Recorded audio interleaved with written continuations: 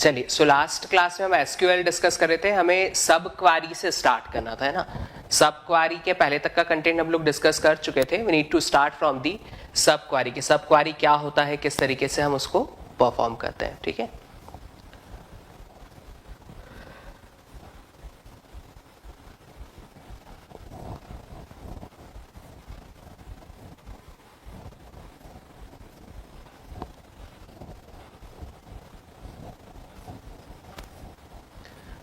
Group by clause हम लोग पढ़ चुके थे कल, हैविंग भी डिस्कस कर लिया था, ठीक है। Okay, so after having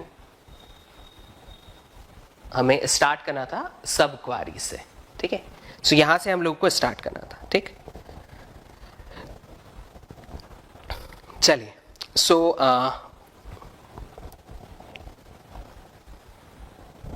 now we'll start from that particular topic and one more thing is there भाई due to the technical issue है ना, मतलब एग्जैक्टली कुछ फॉल्ट था, उस वजह से क्लास जो है हमारा टाइम पे स्टार्ट नहीं हो पाया। But all of you don't worry, मतलब टेंशन लेने की जरूरत नहीं भाई। जो डीबीएमएस है ना कंप्लीट करेंगे उसके बाद ही नया सब्जेक्ट आप लोगों का शुरू होगा, है ना। सो अगर मान लो सपोज टू बी, वैसे हम लोग का टाइम था संडे तक का, संडे तक अगर हम लोग का हो जाएगा एक्स्ट्रा टाइम लेने पे अगर, तो ठीक है, नहीं मंडे ट्यूसडे करके और हम उसको कवर अप कर लेंगे, ठीक है। तो हो सकता है कि संडे को क्लास हम डीबीएमएस का कंप्लीट ना हो, मंडे को हो या ट्यूसडे को, तो जो भी होगा तो डोंट वरी अबाउट दैट, है ना। आप उसका टेंशन बिल्कुल भी मत लें। क्लास आपकी जो है वो कंप्लीट डीबीएमएस होगा, उसके बाद ही नया कुछ शुरू होगा, ठीक है। So don't worry about that. तो वो कुछ रीजंस होते हैं, क्या है, अब ऑनलाइन है, नेटवर्क है, बहुत सारी चीज़ें, देयर आर मेनी पैरामीटर्स, तो कुछ कभी फॉल्ट आ जाता है तो दिक्कत आ जाती है। चलिए, वीडियो एक बार भाई चेक कर लो कि क्या है। हाँ, यस अंशुल, कल ले लेंगे बेटा, और सैटरडे संडे हमारे पास तो बहुत सारा टाइम रहने वाला है। अच्छा, आप बताइए, मॉर्निंग में भी आपका कोई सब्जेक्ट चल रहा है क्या? मॉर्निंग में कोई क्लासेस आपकी चल रही है क्या? अर्ली मॉर्निंग कोई क्लासेस आपकी चल रही है क्या ऑलरेडी?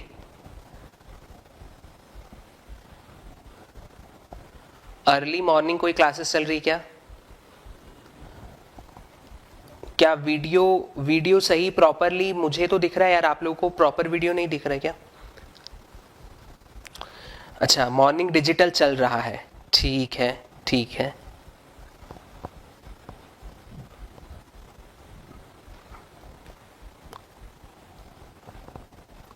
अच्छा, वीकेंड्स पे 2 बजे तक चलता है, उसके बाद आप फ्री हो, मतलब सैटरडे संडे अप टू 2 आप लोगों का रहेगा, ठीक है ठीक है। ओके, तो अकॉर्डिंगली फिर हम लोग,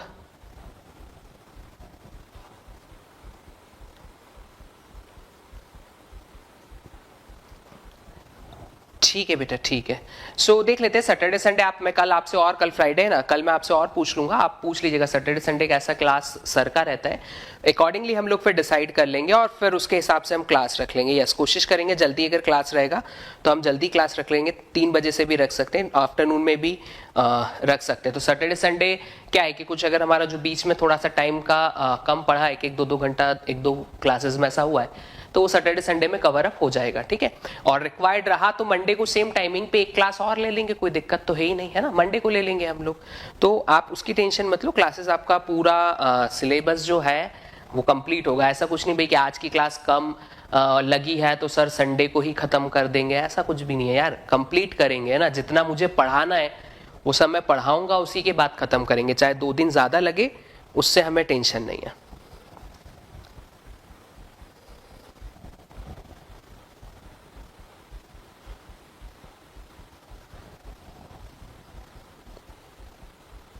ठीक है, हाँ, वीकेंड 5 to 10 भी ले सकते हैं बेटा, वीकेंड में कोई दिक्कत नहीं यार, वीकेंड 5 क्या 4 पे भी ले लेंगे, कोई दिक्कत नहीं है।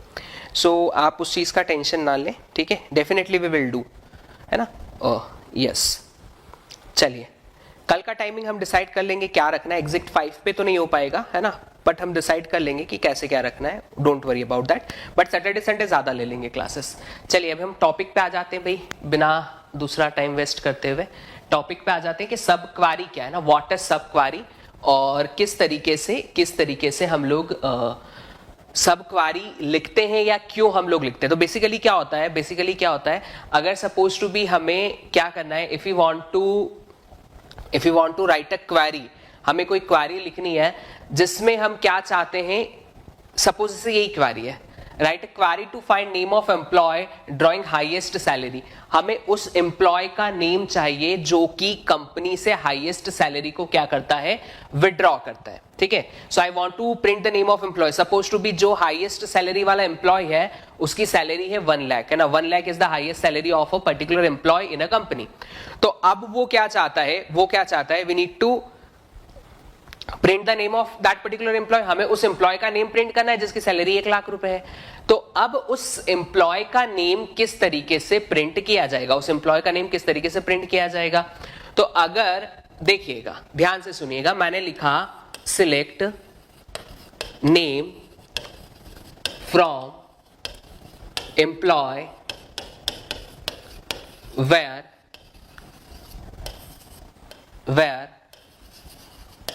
salary is equals to 1 lakh. So if I know the maximum salary of that particular employee, so I can write like this, है ना, मुझे पता है कि भैया मैक्सिमम सैलरी क्या है एम्प्लॉय टेबल का, तो मैं डायरेक्टली लिख सकता हूं select name from employee where salary equal to 1 lakh rupees, है ना, तो हम ये डायरेक्टली लिख सकते हैं। नाउ सी अब मुझे ये नहीं पता कि मैक्सिमम सैलरी क्या है ना, 1 लाख, ये तो मैंने एक एग्जांपल दिया था, but according to this query I don't know what is the maximum salary of employee table. भैया एम्प्लॉय टेबल की मैक्सिमम सैलरी मुझे नहीं पता है अकॉर्डिंग टू दिस पर्टिकुलर, इसके हिसाब से मुझे नहीं पता। तो अब मुझे उस एम्प्लॉय का नेम चाहिए जो कि डिपार्टमेंट, जो कि कंपनी से मैक्सिमम सैलरी को विड्रॉ कर रहा है। तो हम इस केस में क्या करें, तो आप एक पॉइंट ध्यान रखिएगा, select name from employee where salary is equal to, ठीक है, but I don't know what is the maximum salary of employee table. तो मुझे यहां पे एक क्वेरी लिखनी होगी जो कि मुझे एम्प्लॉय टेबल की मैक्सिमम सैलरी देगा। तो मैंने क्या लिखा, select max salary from employ. So that is the concept of सब क्वेरी, ठीक है। तो अब देखिए यहां पे क्या हुआ बेटा, सब क्वेरी में क्या होता है, that is called inner query. ये जो ब्रैकेट के अंदर लिखा है ये इनर क्वेरी है। तो सबसे पहले इनर क्वेरी सॉल्व होती है,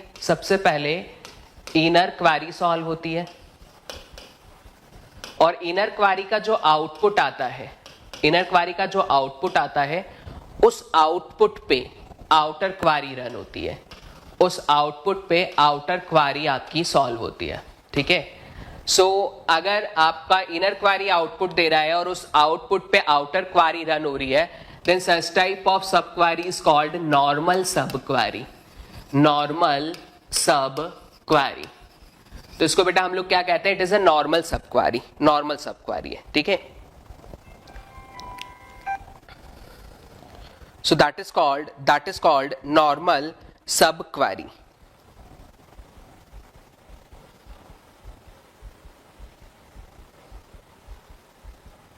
That is called normal subquery. Is it clear? So इसको बेटा हम क्या कहते हैं, it is called normal sub query.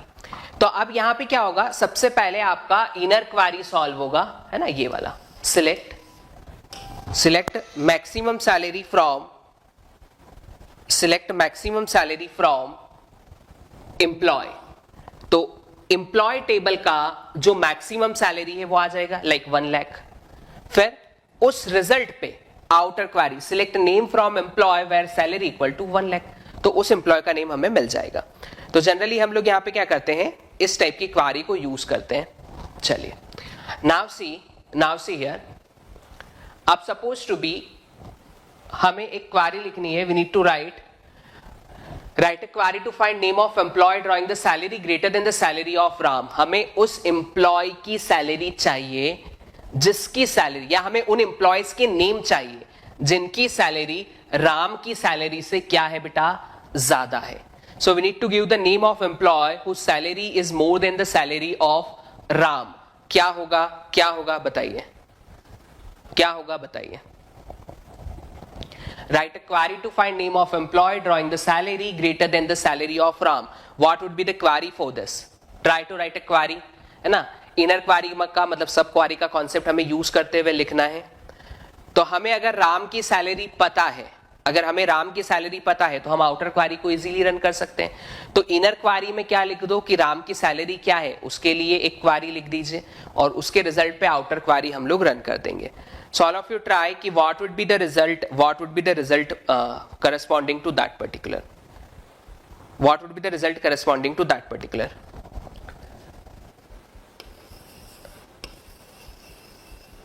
Select what I want to select.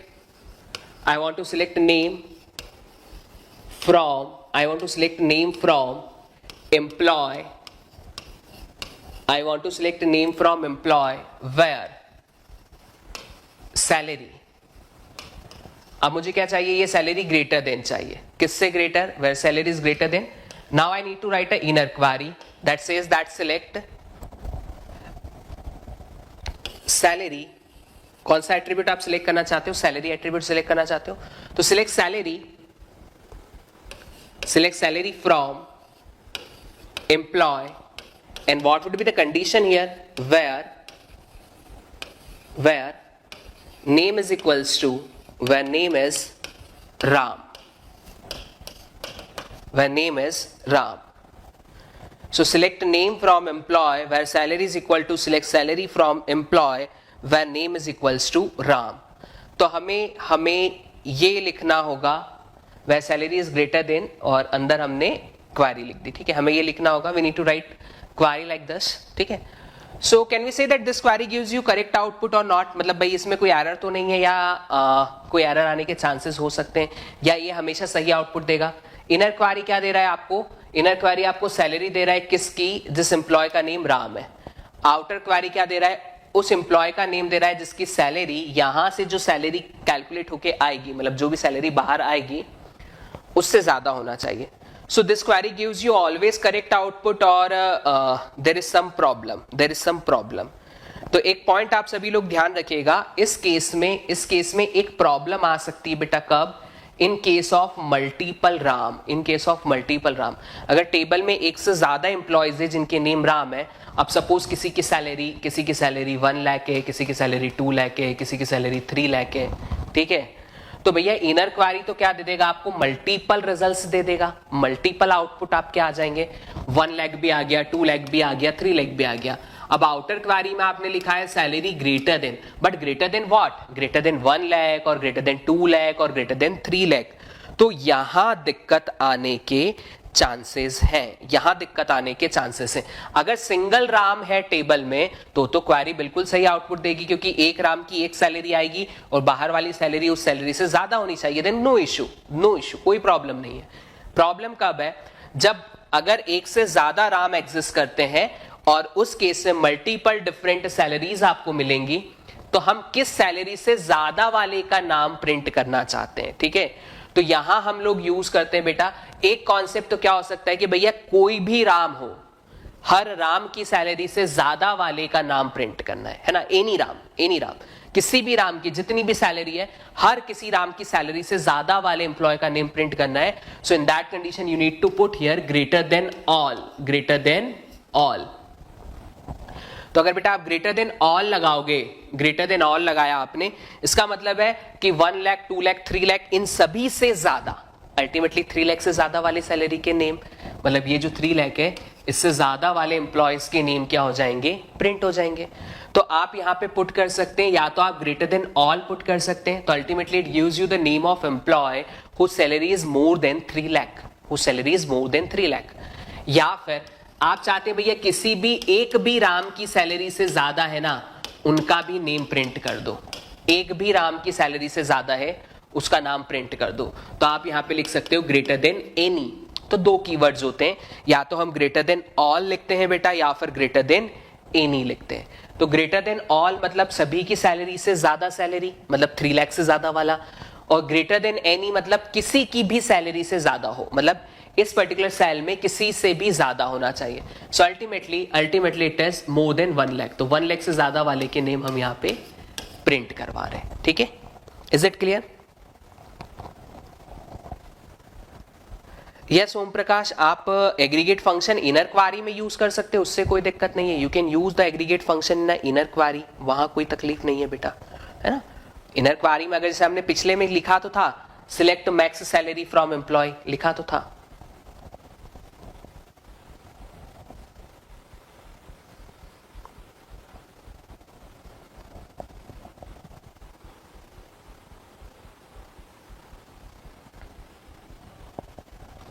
बेटा मैक्स अगर लिखोगे, देखो यहां मैक्स नहीं लिख सकते आप। अगर बेटा यहां मैक्स लिखते हो ना, अगर आप सोचिए कि सर मैं यहां मैक्स लिख देता हूं तो ये जो भी रिजल्ट आएगा उसका मैक्सिमम ले लूंगा, तो फिर ये एग्रीगेट फंड ये इसने एक रिजल्ट दे दिया। बट यहाँ पे max of this is a aggregate condition. अब एग्रीगेट कंडीशन क्या वेयर के साथ आ सकती है? नहीं। उसके लिए फिर आपको क्या लगाना पड़ेगा? You need to apply the having here, क्योंकि एग्रीगेट कंडीशन हमेशा हैविंग के साथ आती है। अब हैविंग के साथ एग्रीगेट कंडीशन है तो फिर ग्रुप बाय की जरूरत पड़ेगी, तो वो तो पूरा कॉन्सेप्ट ही चेंज हो जाएगा। ठीक है, तो यहां हम इस तरीके से नहीं लिख पाएंगे। ठीक, सो सिंपली आपको क्या लिखना है? ग्रेटर देन ऑल लिखना है, ग्रेटर देन ऑल लिखना है। हाँ, अंदर आप चाहें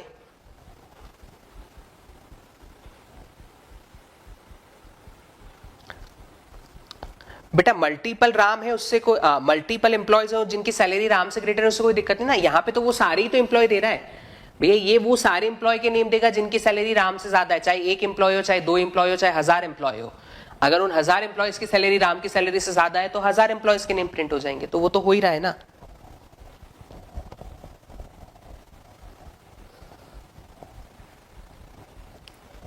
नहीं, और भी यूजर कैसे आ जाएंगे? और भी यूजर कैसे आ जाएंगे जतिन भाई? Greater than the salary of Ram, आपने यहां कंडीशन क्या ली है? राम लिया है, तो राम की जो सैलरी है वो क्या है?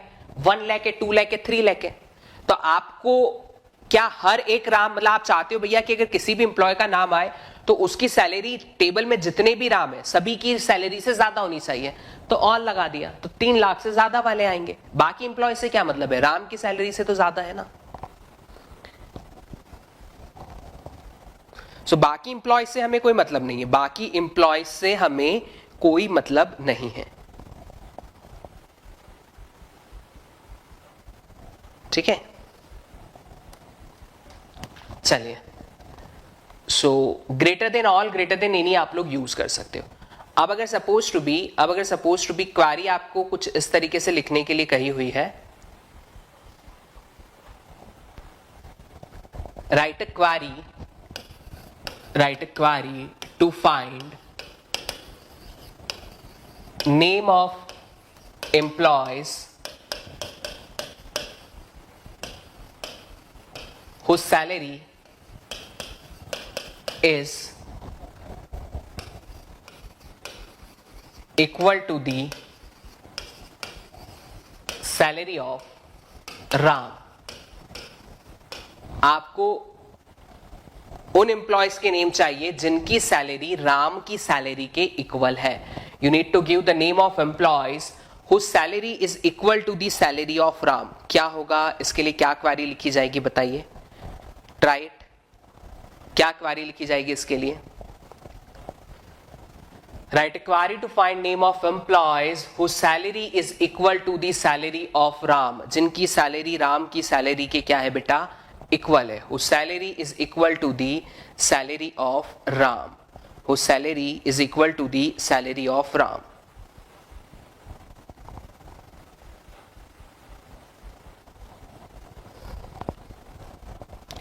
सो आपने लिखा, क्वारी शुरू की लिखना, सिलेक्ट नेम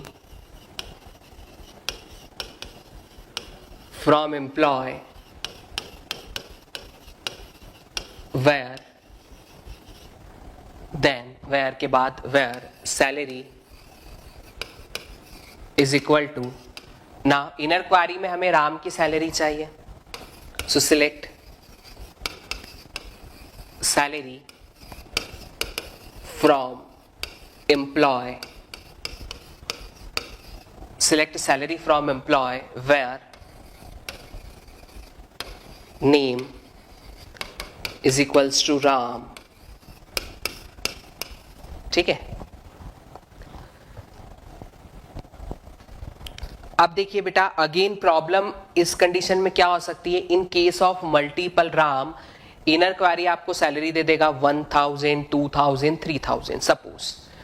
अब भैया आपको कौन से एम्प्लॉय के नेम चाहिए जिनकी सैलरी किसके इक्वल, 1000 के इक्वल, 2000 के इक्वल, 3000 के इक्वल, किसके इक्वल चाहिए।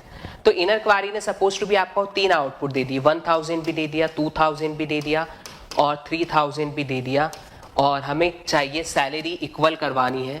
We need to equalize the salary to what. अब देखिए यहाँ पे कभी भी इक्वल ऑल नहीं आ सकता। क्या किसी एम्प्लॉय की सैलरी इन तीनों सैलरी के बराबर हो सकती है क्या, इक्वल टू ऑल हो सकती है क्या, नहीं।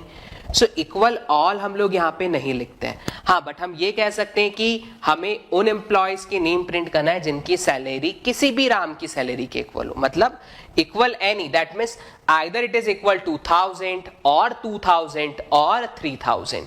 तो आप यहाँ पे क्या लिखेंगे, इक्वल एनी लिखेंगे। तो इक्वल ऑल में प्रॉब्लम क्या आ रही है बेटा, इक्वल ऑल में प्रॉब्लम ये आ रही है कि किसी एम्प्लॉय की सैलरी 3 सैलरी के बराबर नहीं हो सकती ना, या तो उसकी सैलरी 1000 होगी या 2000 होगी या 3000 होगी, तो तीनों के बराबर तो नहीं होगी। तो आपको क्या लिखना होगा, इक्वल एनी लिखना होगा, ठीक है। And you should remember a point here, at the place of equal any आप यूज कर सकते हो इन। तो दोनों में से कोई भी यूज करें एक ही बात है। तो वह सैलरी इन भी लिखेंगे तो वो ही काम करेगा, वह सैलरी इन भी लिखेंगे तो वो ही काम करेगा, ठीक है। So either you can use equal any और इन, दोनों का मतलब सेम ही होता है। The meaning of both is exactly same. Equal any और इन दोनों का मतलब एग्जैक्टली सेम है, कहीं कोई डिफरेंस यहां पे नहीं है।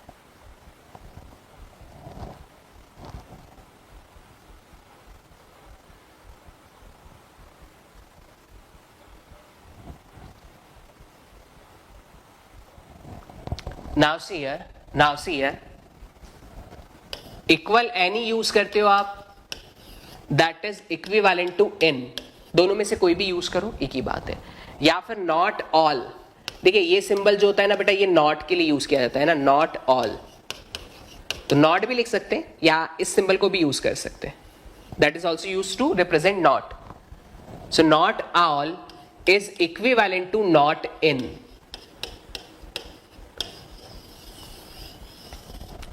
So not all is equivalent to not in.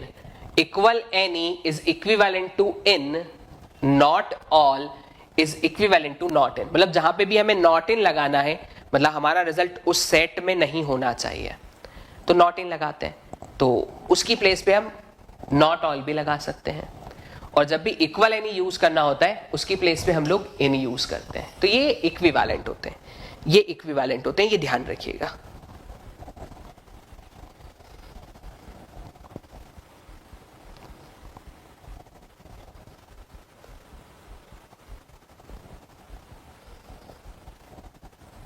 ना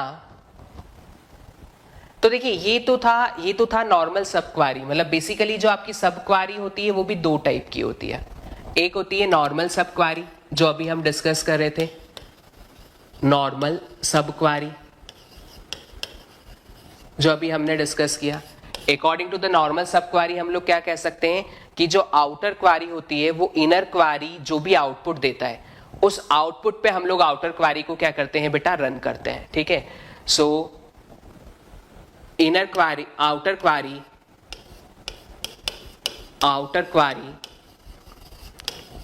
execute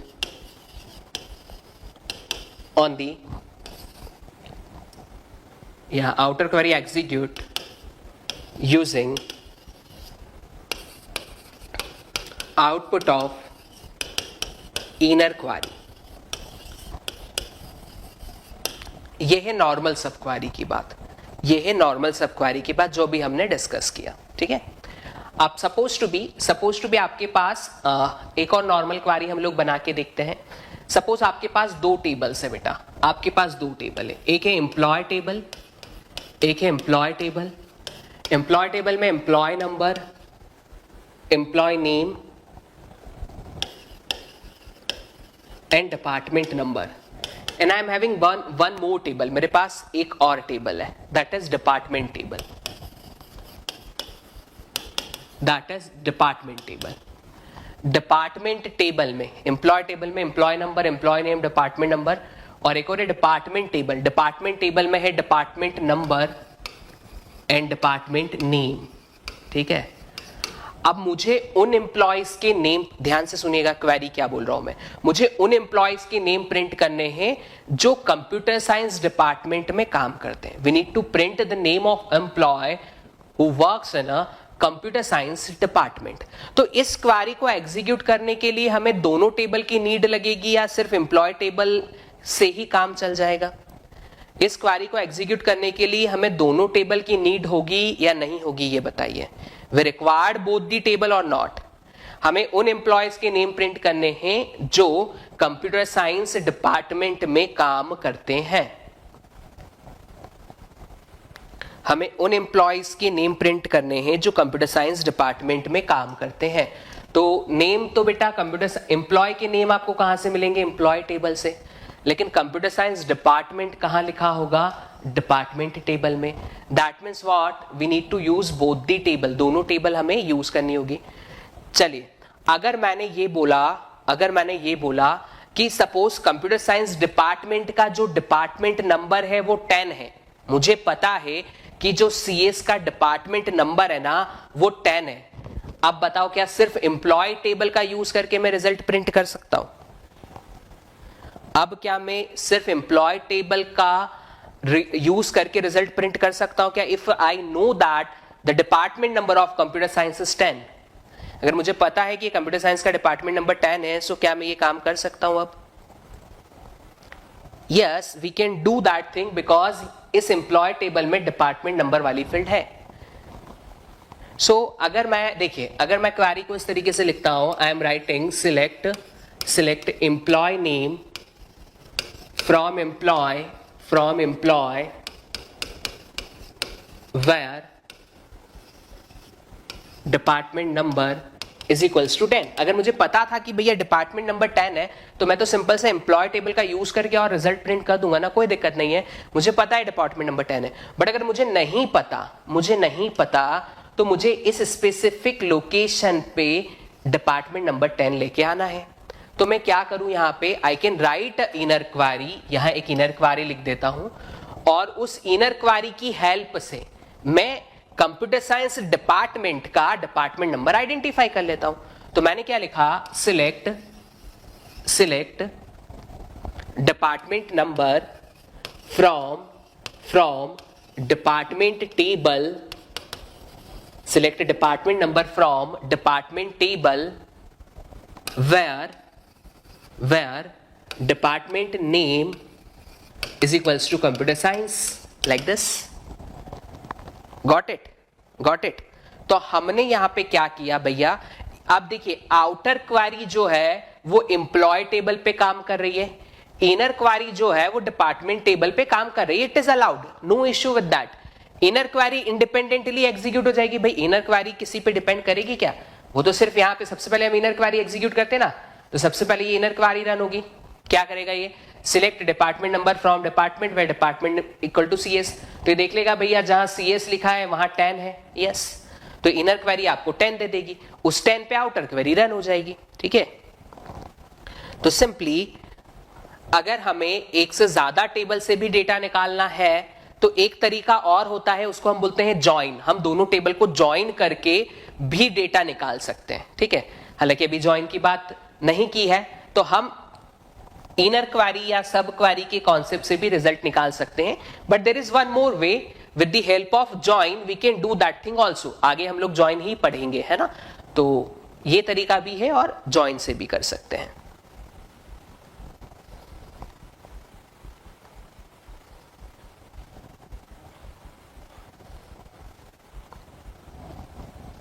Now see here, another type of subquery is correlated subquery। अब कोरिलेटेड सब क्वेरी क्या होता है? मतलब कि आउटर क्वेरी और इनर क्वेरी के एग्जीक्यूशन में कुछ रिलेशनशिप है। अभी क्या हो रहा था? इनर क्वेरी जो थी बेटा वो इंडिपेंडेंट एग्जीक्यूट हो रही थी और रिजल्ट दे रही थी, उस रिजल्ट पे आउटर क्वेरी को हम रन कर दे रहे थे। लेकिन कोरिलेटेड सब क्वेरी में ऐसा नहीं है, ऐसा नहीं है, ठीक है। So what we can say, if the execution of inner query depends on the outer query, inner query का जो अंदर लिखी है उसका एग्जीक्यूशन बाहर वाली क्वेरी पे अगर डिपेंड करता है तो उसको हम कहते हैं कोरिलेटेड सब क्वेरी। अभी तक हम जो कर रहे थे, इसके पहले तक हमने जो किया उसमें इनर क्वेरी का एग्जीक्यूशन बाहर वाली क्वेरी पे डिपेंड नहीं कर रहा था, वो नॉर्मल थी, नॉर्मल सब क्वेरी थी। बट अगर मुझे इनर क्वेरी एग्जीक्यूट करना है और मुझे कुछ इंफॉर्मेशन बाहर वाली क्वेरी से चाहिए, मतलब बाहर जो हमने आउटर साइड में हमने जो क्वेरी लिखी उसकी नीड है, तो उसको कोरिलेटेड सब क्वेरी कहते हैं।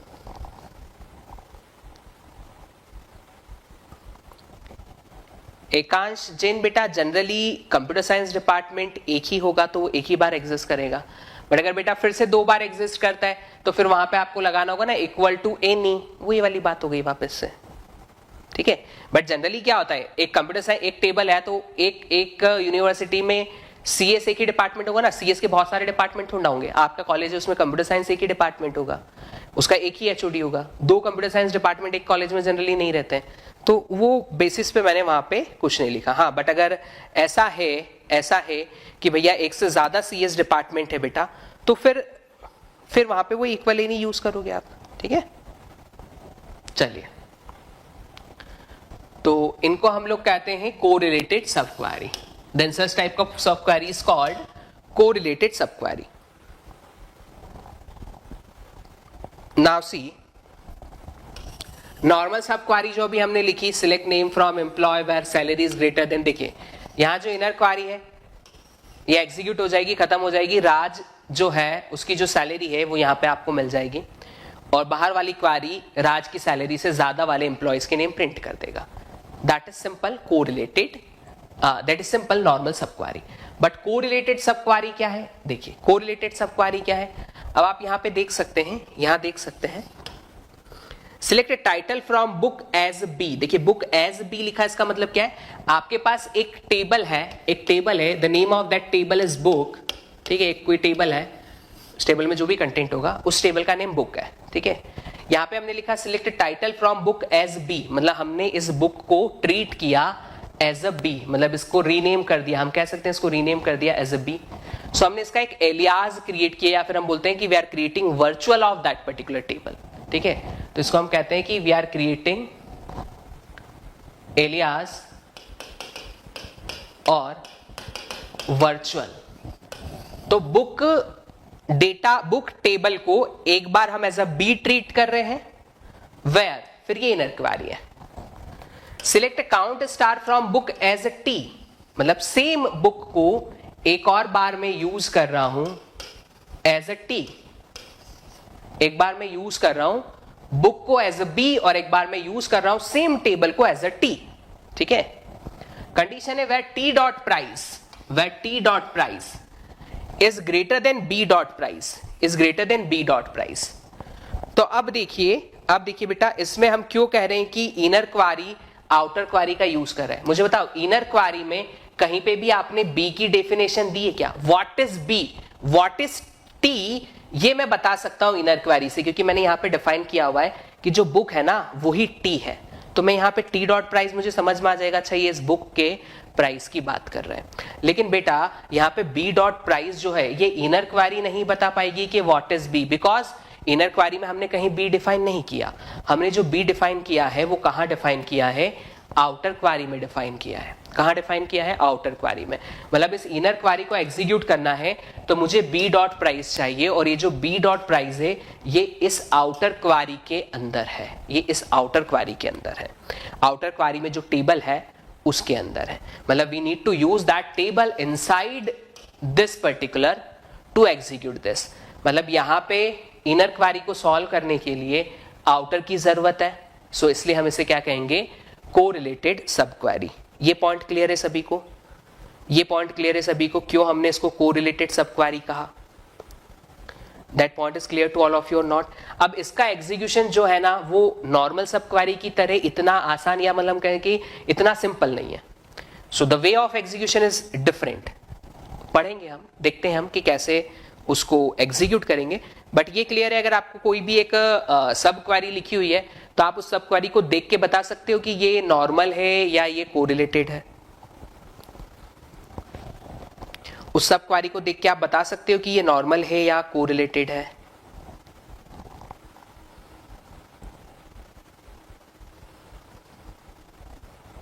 यस बेटा Amitesh, yes you can say that ultimately correlation का मतलब ही हुआ कि देयर इज अ डिपेंडेंसी ना।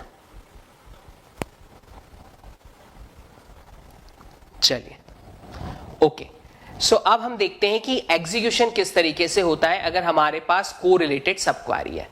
सो see that point, correlated sub queries are used for row by row processing. किसके लिए यूज करते हैं हम?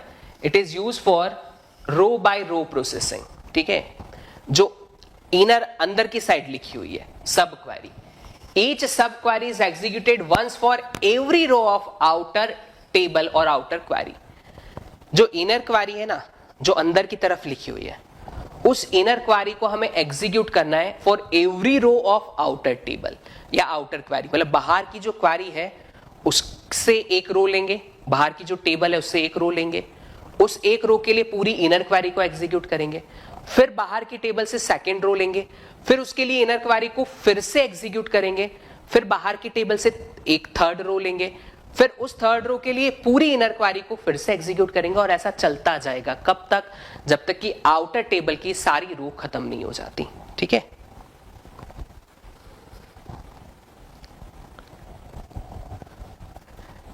ऋतु बेटा आउटर जो कोरिलेटेड क्वेरी है ना, सिंपल सा इतना ध्यान रखो कि आपके पास आपने एक आउटर क्वेरी लिखी बेटा,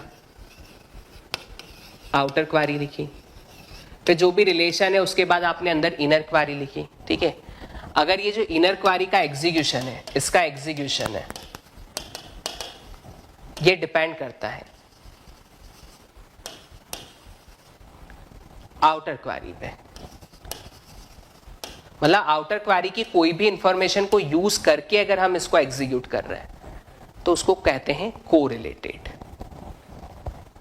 जैसे कि ये एक क्वेश्चन है जिसका रिजल्ट हम निकालते हुए कोरिलेटेड सब क्वेरी को समझेंगे। ठीक है, आप यहां पे देख सकते हो कि सर इनर क्वेरी में इसने बी डॉट प्राइस यूज किया है और टी डॉट प्राइस यूज किया है। सर टी तो हमें इनर क्वेरी को देख के ही समझ में आ गया कि जो बुक है ना उसी का नाम टी है। ठीक है, लेकिन बी क्या है ये इनर क्वेरी से सर पता नहीं चल रहा। बी क्या है ये देखने के लिए हमें बाहर जाना पड़ा आउटर क्वेरी पे। मतलब बी मुझे आउटर टेबल से, आउटर क्वेरी से लेके अंदर आना पड़ेगा। मतलब कि इनर क्वेरी जो है वो बाहर वाले पे डिपेंड कर रही है, कोरिलेटेड है।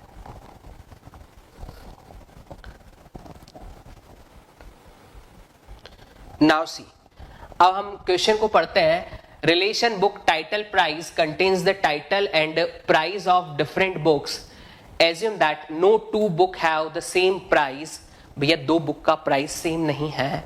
What does the following SQL query does. चलिए, तो सबसे पहले बेटा मैंने ध्यान से देखिएगा, सबसे पहले मैंने ले ली बुक। ठीक है, एक बुक मेरे पास डेटाबेस है। इस बुक डेटाबेस में बेटा एक है टाइटल, एक है टाइटल, और टाइटल के साथ एक और है प्राइस। Title price. ठीक है, title is A, title is B, title is C, title is D, title is E. Title is a primary key ना, तो टाइटल सारे डिस्टिंक्ट ही होंगे। Title is F, one more title, suppose this is title is G. ठीक है, title के price भी distinct है। Suppose price is 10, 20, 30, 40, 50, 60, 70। अब हमें क्या कहा जा रहा है कि इस बुक को यूज करना है आपको एज अ बी, और सेम बुक है एज अ टी। मतलब इसी बुक का एक वर्चुअल और क्रिएट किया हमने, book as T. Title price.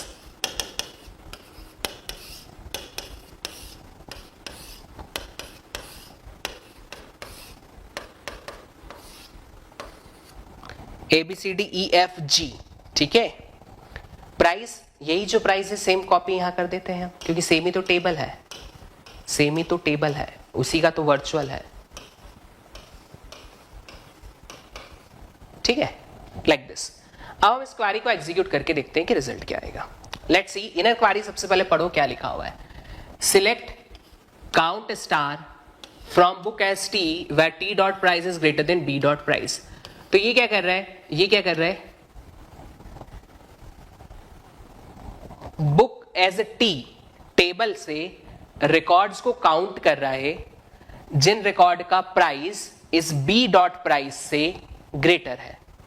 और अगर ऐसी टपल्स लेस देन 5 है, अगर ऐसी टपल्स लेस देन 5 है तो हमें टाइटल को प्रिंट करना है। कहां से, बुक एज बी से, बाहर वाली बुक से, ठीक है। और अगर 5 से ग्रेटर है तो नहीं करना है, यही पॉइंट है, यही पॉइंट है, ठीक है। अब देखिए सबसे पहले हमने क्या किया, जैसा कि कोरिलेटेड सब क्वेरी कहती है भैया आउटर टेबल की जो आउटर टेबल है उसकी पहली रो ले ली, ठीक है ना। ये जो है ये बी डॉट प्राइस है और इधर जो लिखा है ये टी डॉट प्राइस है। सो टी डॉट प्राइस क्या होनी चाहिए बेटा, ग्रेटर होनी चाहिए, ठीक है। अब सबसे पहले ये एक 10 ले लिया, ये 10 ले लिया और इसके लिए चेक किया क्या 10 ग्रेटर देन 10 है, क्या नहीं है सर। क्या 20 ग्रेटर देन 10 है, यस सर। क्या 30 ग्रेटर देन 10 है, यस सर। क्या 40 ग्रेटर देन 10 है, यस सर। क्या 50 ग्रेटर देन 10 है, यस सर। क्या 60 ग्रेटर देन 10 है, यस सर। क्या 70 ग्रेटर देन 10 है, yes sir. 70 is also greater than 10। कितना आया, कितनी रो आई, 1 2 3 4 5 6। सो सर काउंट स्टार आ गया सर 6। क्या बेटा 6 लेस देन 5 है क्या, नहीं सर, कंडीशन फेल हो गई। मतलब अगर वेयर की कंडीशन सेटिस्फाई होती है तो टाइटल प्रिंट होगा ना, क्या कंडीशन सेटिस्फाई हुई, नहीं सर कंडीशन सेटिस्फाई नहीं हुई। मतलब ये जो टाइटल ए है, ये जो टाइटल ए है बेटा ये प्रिंट होने वाला नहीं है, ये प्रिंट होने वाला नहीं है क्योंकि इनर कंडीशन सेटिस्फाई नहीं हुई, ठीक है। देखिएगा ध्यान से सुनिएगा। अब हमने सेकंड रो ली, इस सेकंड रो के लिए फिर से पूरी क्वेरी को एग्जीक्यूट करना है, ठीक है, रो बाय रो प्रोसेसिंग है ना। तो फर्स्ट रो के लिए कंप्लीट एग्जीक्यूशन किया, अब सेकंड रो के लिए मतलब अब आपके पास प्राइस क्या आ गई बेटा 20। फिर से चेक करो क्या 10 ग्रेटर देन 20 है, नहीं सर। क्या 20 ग्रेटर देन 20 है, नहीं सर। क्या 30 ग्रेटर है, yes. 40 yes, 50 yes, 60 yes, 70 yes, yes sir. 30 40 50 60 70 ये सारे 20 से बड़े हैं, ये सारे 20 से ग्रेटर है। So your answer is here 5। And क्या काउंट स्टार 5 हो गया ना बेटा, काउंट स्टार 5 हो गया। क्या 5 लेस देन 5 है, क्या 5 लेस देन 5 है, नहीं sir 5 is not less than 5। इसका मतलब है बेटा ये वाला टाइटल भी प्रिंट होना वाला नहीं है, प्रिंट नहीं होगा ये। चलो क्या करें सर, थर्ड रो ले लो, थर्ड रो ले लो और इस रो के लिए प्रोसेस कर दो, इस रो के लिए प्रोसेस कर दो। चलिए 10 ग्रेटर देन 30 है क्या, नहीं सर। 20 ग्रेटर है क्या, नहीं सर। 30 ग्रेटर है क्या, नहीं सर। 40 यस, 50 60 70। सर अब जो काउंट स्टार है ना सर ये 4 आ रहा है, क्या 4 लेस देन प्राइस है, yes sir 4 is less than price. तो ये टाइटल प्रिंट कर दो बेटा बुक बी का, बुक बी का टाइटल प्रिंट कर दो, ठीक है सर। तो सी जो है वो प्रिंट हो गया, सी प्रिंट हो गया, सी प्रिंट हो गया। अब नेक्स्ट टाइम हमें अगली रो लेनी है बेटा, अगली रो लेनी है, ले ली हमने अगली रो, 40 वाली रो ले ली। सो भैया 10 20 30 40 तो ग्रेटर नहीं है, 50 60 70 ग्रेटर है, 3 लेस देन 5 कंडीशन सेटिस्फाई, तो डी भी प्रिंट हो जाएगा, डी भी प्रिंट हो जाएगा। नाउ नेक्स्ट रो ले लो 50। सो 10 20 30 40 50 नहीं है, 60 70 ग्रेटर रहेगा। सो 2 इज लेस देन 5, ये रो भी प्रिंट हो जाएगी, मतलब ई भी प्रिंट हो जाएगा। सिमिलरली एफ के लिए सिर्फ 1 लेस देन 5 आएगा, एफ भी प्रिंट हो जाएगा। सिमिलरली जी के लिए 0 लेस देन 5 आएगा तो जी भी प्रिंट हो जाएगा। So C D E F G, C D E F G ये प्रिंट हो रहे हैं, सी डी ई एफ जी ये प्रिंट हो रहे हैं। So what we can say, it gives you title of 5 most expensive book। भैया इस टेबल की जो सबसे 5 महंगी किताबें हैं उनके टाइटल प्रिंट हो गए।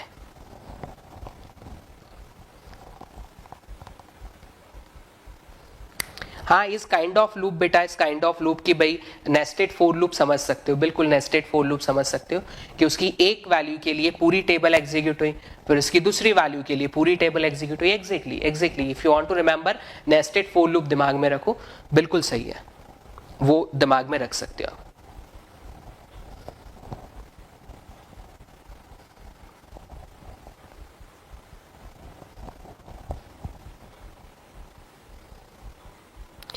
Yes Amitesh, order of N square बेटा कह सकते, अगर ऑर्डर ऑफ एन स्क्वायर कह सकते, कोई दिक्कत नहीं, दोनों टेबल सेम ही है, एन रोज यहाँ है एन रोज यहाँ है, तो एन स्क्वायर कह सकते हो बिल्कुल।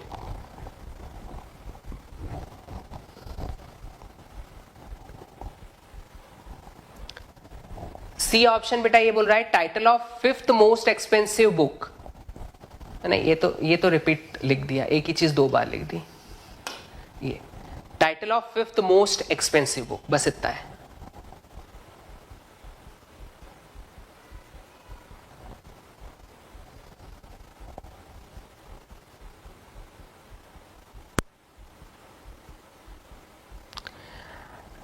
बेटा अगर आपको if you want to note it down आप कर सकते हो नोट, नहीं तो फिर ये सिमिलर आपको मिल जाएगा, या फिर लिखना है तो लिख लो बेटा।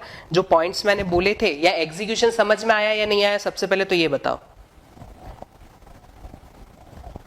ये एग्जीक्यूशन समझ में आया या नहीं आया, ये बताओ। नहीं अमितेश, कमेंट तो बेटा तुम्हारा पहले ही आ गया था, मैंने अभी पढ़ा है ना, कमेंट तो पहले ही आ गया था, टाइम तो पुराना ही है ना। कोरिलेटेड सब क्वारी कैसे एग्जीक्यूट हुई, ये क्लियर है भाई सभी को?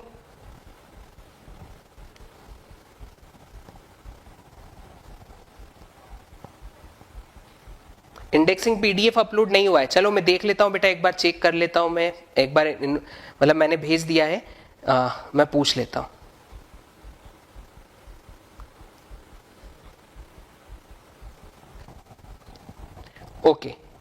ओके चलिए गुड। तो ये बेटा इस टाइप से कोरिलेटेड सब क्वारी से रिलेटेड अगर क्वेश्चन आता है, so you need to solve like that, ठीक है, इस तरीके से आपको सॉल्व करना रहेगा। नाउ कोरिलेटेड सब क्वारी के बाद जो नेक्स्ट क्वेश्चंस आपके बनते हैं वो बनते हैं फ्रॉम दी जॉइन, है ना, SQL join, very important SQL joins।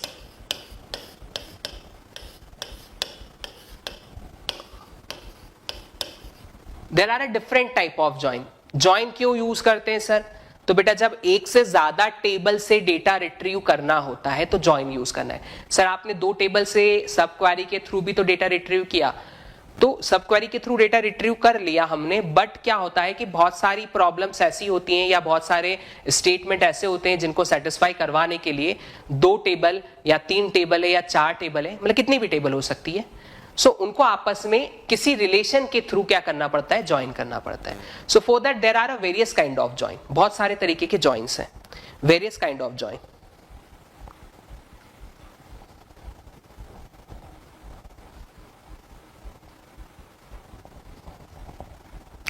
Now SQL joins जो है आपके, सबसे पहला first cross join is there, second is first is cross join, second is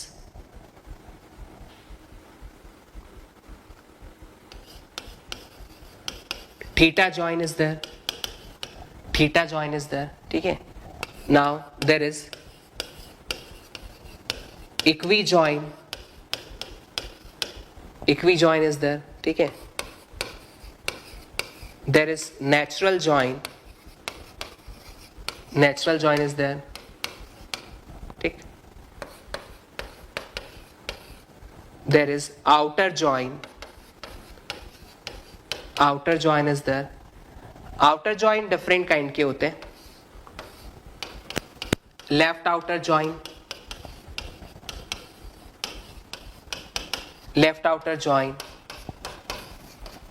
right outer join, right outer join, ठीक है, and the third is full outer join.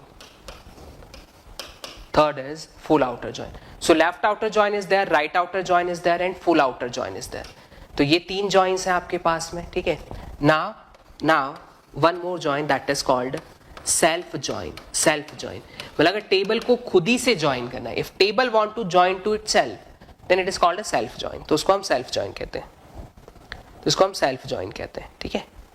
सो ये basically joints operation से जो हम लोगों को पढ़ने, इनर इक्वी जॉइन को इनर जॉइन भी कहा जाता है ना, इनर जॉइन भी नाम से भाई बोलते हैं. Inner join is also there.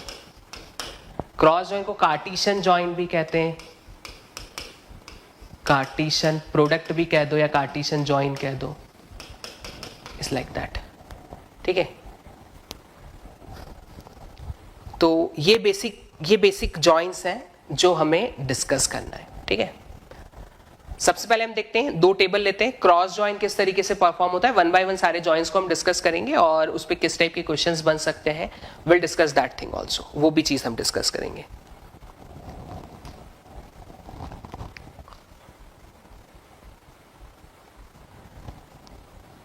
सो बेटा ये जो 6 है, ये 6 जॉइंट्स हम जनरली यूज करते हैं ना. तो 6 मतलब आउटर जॉइन के फिर 3 और फॉर्मेट हो गए, तो 7 8 है ना. तो टोटल 8 और ये 8 9 जॉइंट्स होते हैं आपके, ठीक है.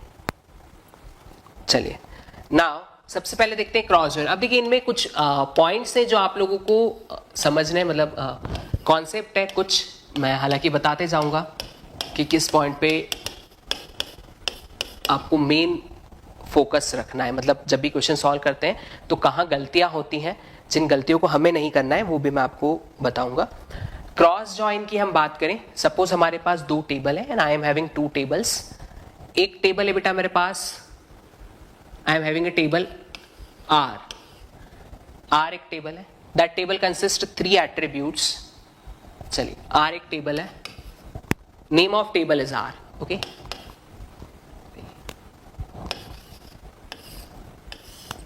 Attribute A is there, attribute B is there, attribute C is there.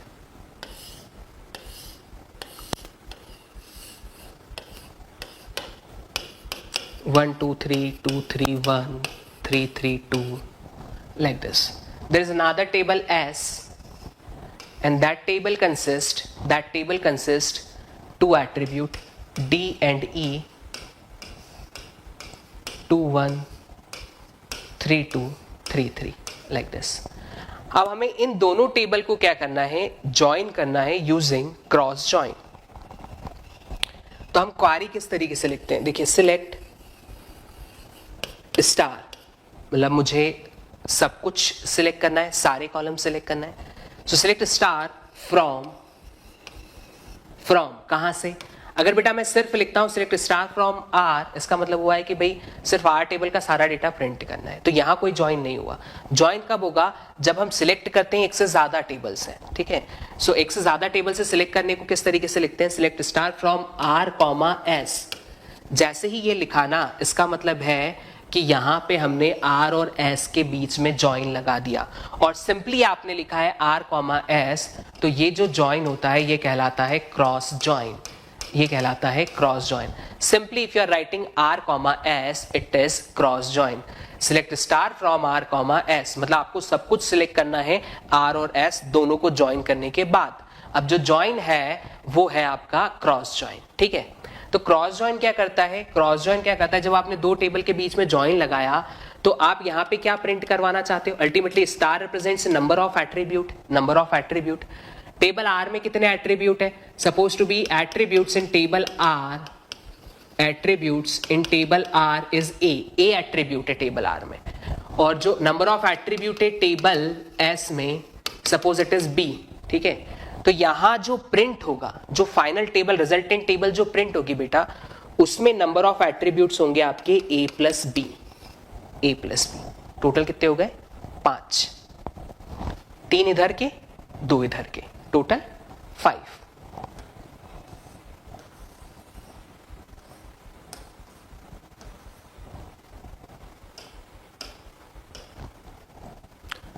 तो आउटपुट में आपके पास टोटल एट्रीब्यूट आ जाएंगे A, B, C, D, E, like this. ठीक है. सो टोटल 5 एट्रीब्यूट्स आ गए. अब डेटा भी तो प्रिंट करना है, तो फर्स्ट वाली टेबल में नंबर ऑफ रोज कितनी है? सपोज m रोज है इधर, और सेकेंड टेबल में जो नंबर ऑफ रोज है suppose to be there is n rows. So number of rows in the resultant table is m cross n.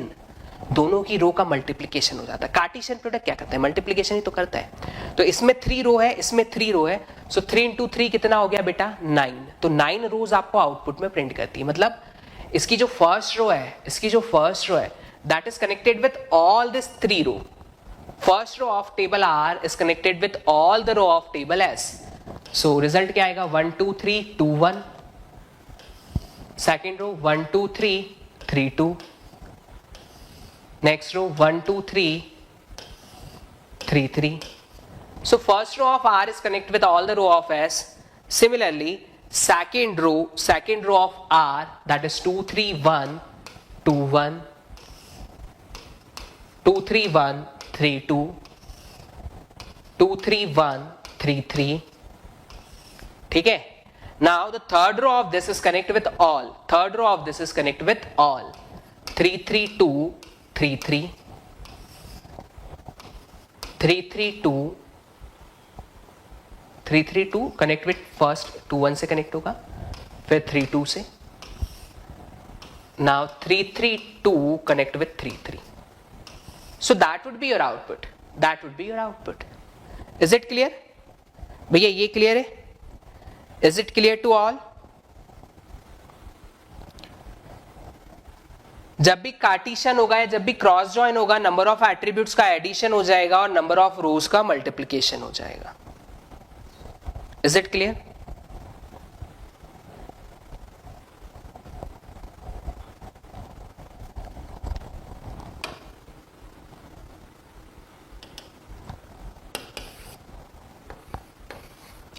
चलिए, अगर क्वारी लिखी जाती है select B, D from R, S, तो बताइए इस क्वारी का आउटपुट क्या आएगा? Select BD from RS. What is output?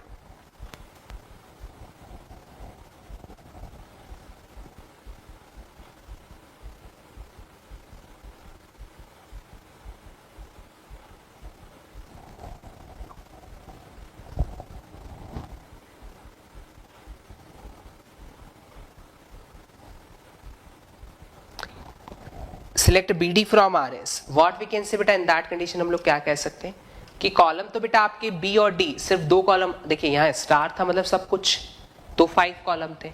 अब यहाँ पे आपने स्पेसिफाई कर दिया तो कॉलम तो 2 ही आएंगे. So we can say that 2 column with. Now number of rows आपकी कितनी आएंगी? तो सिंपल कार्टेशियन है. So 2 column with 9 rows. तो इसमें से जो कॉलम B है और जो कॉलम D है वो प्रिंट हो जाएगा. 2 कॉलम विथ 9 रोज. ठीक है. तो होगा क्या? ये करेगा कार्टेशियन, और कार्टेशियन करके उसमें से सिर्फ कॉलम B और कॉलम D को प्रिंट करेगा. So 2 column with 9 row, that is output है ना. 2 कॉलम आ जाएंगे और ये सारी की सारी रो आ जाएगी आपके पास में. क्लियर है? इतना क्लियर है?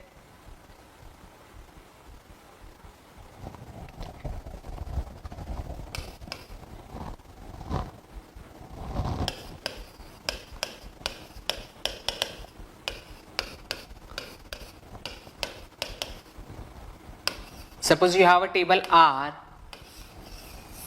with attribute AB 1 2 2 3 2 2. There's a table S with AB BC 2 3 2 1 3 2. Select star from are comma S. बताओ बेटा इसका आउटपुट क्या आना चाहिए? Select star from R comma S.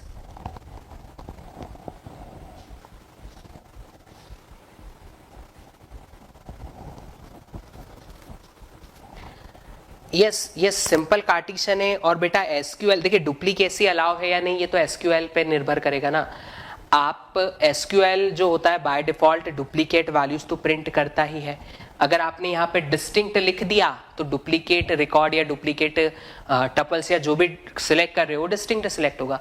नहीं लिखा तो डुप्लीकेसी है तो भी दे देगा, कोई दिक्कत थोड़ा है। चलिए क्या आना चाहिए इसका, मतलब मुझे ये बताओ कि कितने कॉलम और कितनी रोज प्रिंट होगी। एग्जैक्ट डेटा लिखने की जरूरत नहीं है ना। How many columns and how many rows in the output. अगर मैंने लिखा select star from R comma S, what would be the result here? क्या रिजल्ट आएगा बेटा बताइए? टोटल कॉलम कितने आएंगे और रोज कितनी आएंगी?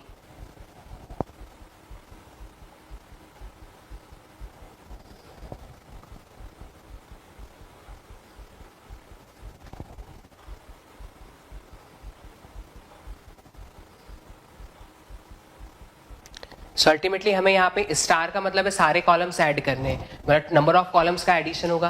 तो जो आउटपुट है उसमें एक कॉलम ए आ जाएगा, एक कॉलम ए आ जाएगा, एक कॉलम बी आएगा। नाउ अब हम यहाँ पे देख सकते हैं कि जो कॉलम बी है वो आर में भी है और कॉलम बी जो है वो एस में भी है, दोनों में है ना कॉलम बी। लेकिन वो कॉलम आपका 2 बार आएगा, ठीक है? क्यों? क्योंकि कार्टिशन है ना, तो सिंपल सा addition. So B occur 2 time like this. और नंबर ऑफ रोज के लिए तो यहाँ पे 3 रो है बेटा और यहाँ पे भी 3 रो है, तो नंबर ऑफ रो का कार्टिशन होके और आपको 9 रोज मिल जाएंगी आउटपुट में। सो यहाँ पे टोटल आपकी 9 रोज आएंगी। So 4 columns with 9 rows, 4 column with 9 rows. बेटा अगर कॉलम बी में अगर डेटा सिमिलर भी होता 2 3 2 सिमिलर डेटा, ठीक है, तो भी सेम रिजल्ट आता 4 columns and 9 rows. If they both column is exactly same, B यही है और यही बी यहाँ पे भी है, तो भी आपको ये रिपीट करना पड़ता, ए बी बी सी लिखना पड़ता और नंबर ऑफ रो में सिंपल कार्टिशन करते हैं, ठीक है? बेटा क्रॉस जॉइन है ना, क्रॉस जॉइन है तो क्रॉस जॉइन क्या करता है? सिंपल कार्टिशन करता है। हम लोग ये कह सकते हैं कि क्रॉस जॉइन से हमें कभी भी मीनिंगफुल इंफॉर्मेशन नहीं मिलती।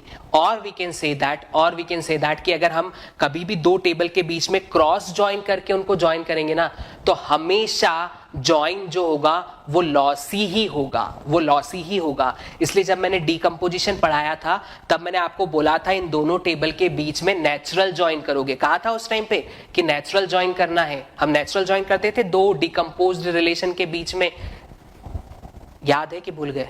याद है, अभी थोड़े दिन पहले ही पढ़ा था।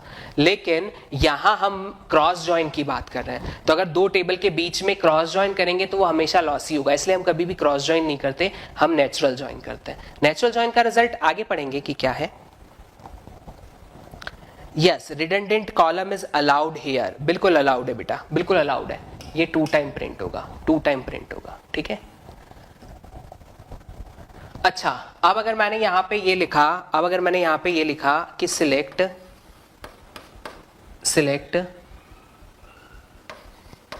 A, B from R, S, then what is result? A, B from R, S, then what is result?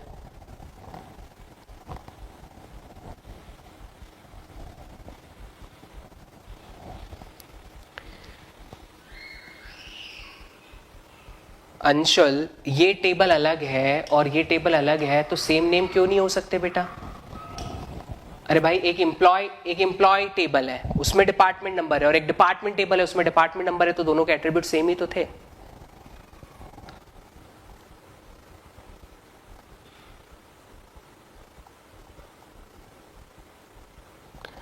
Jatin Cartesian किया ना, तो कार्टिशन में नंबर ऑफ एट्रीब्यूट का एडिशन होता है और नंबर ऑफ टपल्स का मल्टीप्लिकेशन होता है, तो रूल है इसलिए आया।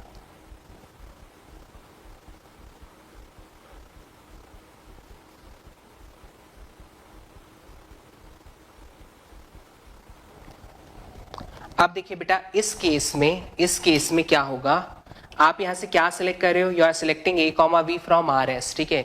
यहां पे आपकी जो क्वेरी है वो ए सिलेक्ट करना चाहती है और बी सिलेक्ट करना चाहती है, लेकिन बेटा बी जो कॉलम है वो आर में भी है और बी जो कॉलम है वो एस में भी है, तो क्वेरी हो जाएगी कंफ्यूज कि भाई बी प्रिंट किसका करना है। तो ये यहाँ पे एरर दे देगा कि आपने स्पेसिफाई नहीं किया कि बी किसका चाहिए, बी आर का चाहिए कि बी एस का चाहिए। तो इस केस में ये क्वेरी यहाँ पे आपको आउटपुट नहीं देगी, it confused, it gives you error. तो क्वेरी क्या लिखना है, तो क्वेरी आपको लिखना पड़ेगी बेटा सिलेक्ट ए कॉमा बी किसका चाहिए, सर मुझे बी जो है वो एस का चाहिए, तो you should write S dot B from r comma s.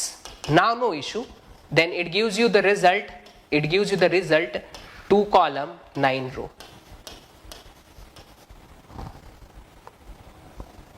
ठीक है, तो फिर यहां पे आपका रिजल्ट आ जाएगा, ठीक। सो अगर सिमिलर एट्रीब्यूट एक से ज्यादा टेबल में है and you want to select that attribute, then you should specify attribute from which table. So that's why we need to write s dot b. तो इससे क्लियरली हो गया कि मुझे जो जो s वाली टेबल है ना उसका b चाहिए।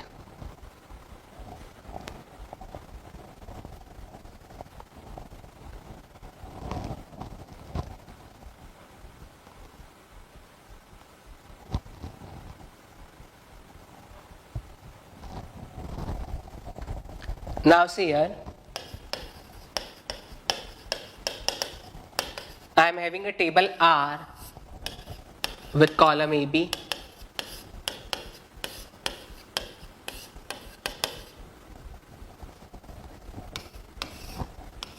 table S with CD. Now my first query is select a star from R comma S. My second query is select A comma B from R comma S. बताइए output क्या आएगा, what is output here? Select a star from R comma S. Second query is select A comma B from R comma S.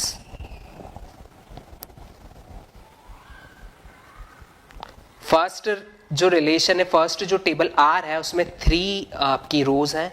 Second table जो है वो empty है, मतलब उसमें सिर्फ स्ट्रक्चर है, सीडी है, बट उसमें कोई डेटा नहीं है, there is no data.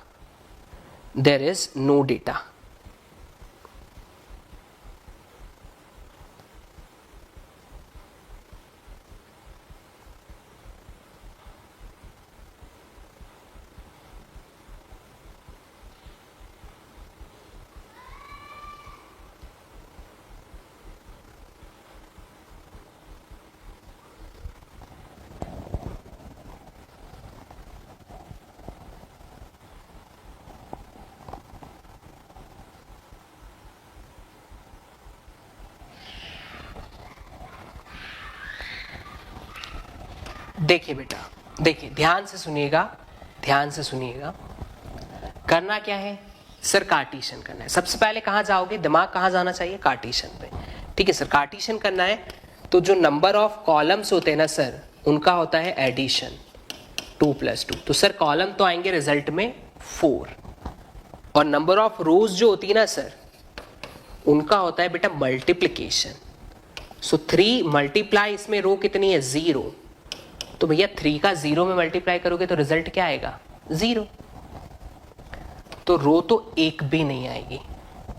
So here your output is A B C D without row, कोई रो नहीं होगी, that is only the output, empty table. यहां पे भी सर कर तो कार्टेशियन ही रहे हैं सर, लेकिन सिलेक्ट सिर्फ ए बी कर रहे हैं। अच्छी बात है बेटा, सिलेक्ट ए बी कर रहा है तो आउटपुट में ए और बी आएगा। रोज कितनी आएगी सर, रो के लिए तो मल्टीप्लाई करेंगे ना, तो 3 × 0 इज 0, सो विदाउट रो। तो यही गलती करते हैं आप लोग, मैंने सिंपली शुरू से कहा है इनका एडिशन और इसका मल्टीप्लीकेशन, दैट्स इट। तो कंफ्यूज क्यों होते हो, अगर टेबल में एक भी रो नहीं है तो 0, 3 × 0 is 0, that's it. Is it clear to all?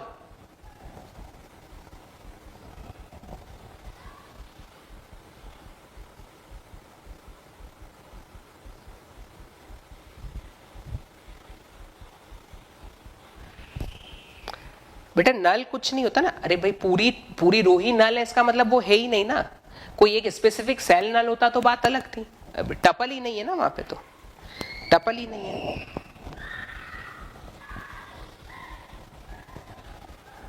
Yes यही सिली मिस्टेक है बेटा, इसीलिए मैंने ये एग्जाम्पल आपको कराया, क्योंकि क्या होता है कि हमें पता है हम मल्टीप्लाई करते हैं, है ना, हमें पता है, इसके पहले 2-3 क्वेश्चन करवाए आपने मल्टीप्लाई किया, ठीक है, बट यहाँ आप चाह के भी वो नहीं सोच पाते, आपको क्या लगता है अच्छा 3 है ना, तो ये 3 तो आएगी ना, इसमें नहीं डेटा तो क्या हो गया, इसमें तो डेटा है, बट कार्टेशियन हो रहा है ना, तो मल्टीप्लीकेशन गिव्स यू 0, और 0 हो गया तो बात खत्म है, फिर आउटपुट में कुछ नहीं आएगा।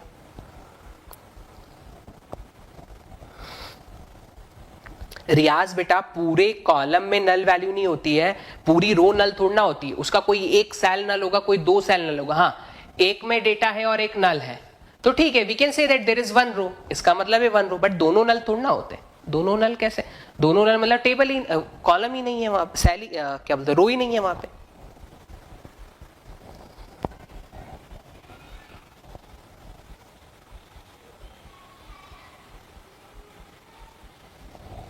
चलिए, तो that is about the cross join, है ना, तो ये इतने डिफरेंट कॉन्सेप्ट है क्रॉस जॉइन से रिलेटेड, ठीक है।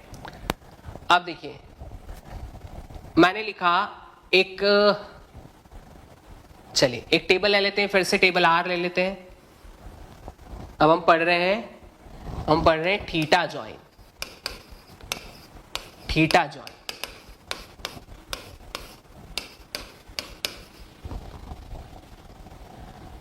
let's see, there is a relation R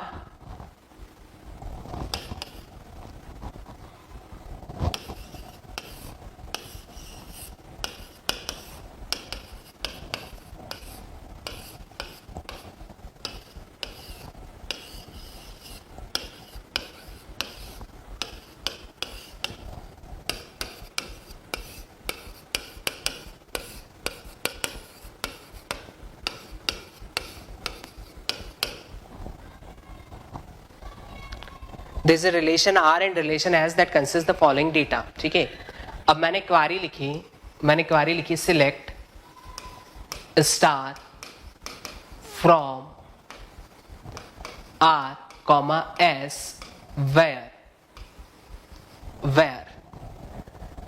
where R dot C is greater than S dot D, where R dot C is greater than S dot D, ठीक है।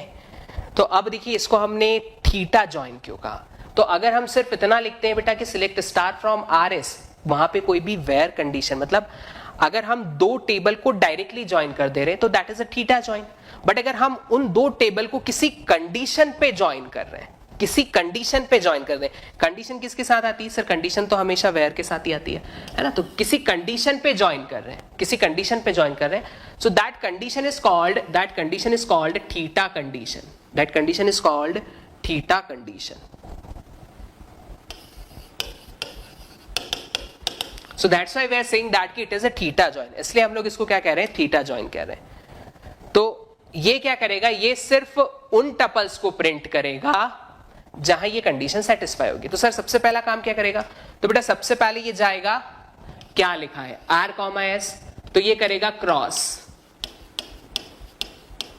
Join, है ना, cross करेगा दोनों को, तो क्रॉस तो कर दिया, यहां पे कितनी रो है सर, 3 रोज है, यहां कितनी रो है सर, 2 रोज है, 3 into 2 is how much, 6, तो 6 रोज तो आएंगी, लेकिन उन 6 रो में से प्रिंट कौन सी होगी जिसपे ये थीटा कंडीशन सेटिस्फाई होगी, सारी रो प्रिंट होने वाली नहीं है, जिन पे ये थीटा कंडीशन सेटिस्फाई होगी सिर्फ वो रो प्रिंट होगी। चलिए देखते हैं, तो आउटपुट जो आएगा बेटा आपका वो कुछ इस तरीके का होगा, कॉलम सारे आ जाएंगे A B C D E, column सारे आएंगे, A plus B addition, column सारे आएंगे, रोज कौन सी आएंगी, जिन पे थीटा कंडीशन अप्लाई होगी। चलिए तो देखिएगा 1 2 3, आपको देखना है R डॉट C, ये जो 3 है ये 2 से ग्रेटर है, यस सर, सो 1 2 3 2 3 ये रो आ गई। क्या ये 3 4 से ग्रेटर है, नहीं सर, 4 5 6, क्या ये 6 इज 2 से ग्रेटर है? Yes sir, 2 3। 4 5 6 क्या 4 से ग्रेटर है? क्या ये 6 जो है ये 4 से ग्रेटर है? Yes sir. सो 4 5 6 4 5, ठीक है। Similarly for 7 8 9, so this 9 is greater then this 2 and 4 both, तो ये भी प्रिंट होगा 7 8 9 2 3, 7 8 9 4 5. That would be your output. That would be your output. Is it clear किस तरीके से थीटा जॉइन हम लोगों ने परफॉर्म किया, किस तरीके से थीटा कंडीशन पे हम इनको दोनों टेबल्स को जॉइन किए। ये थीटा कंडीशन कोई भी हो सकती है, ये थीटा कंडीशन कुछ भी हो सकती है।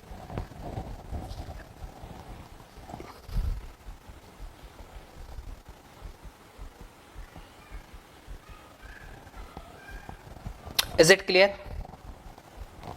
Is it clear?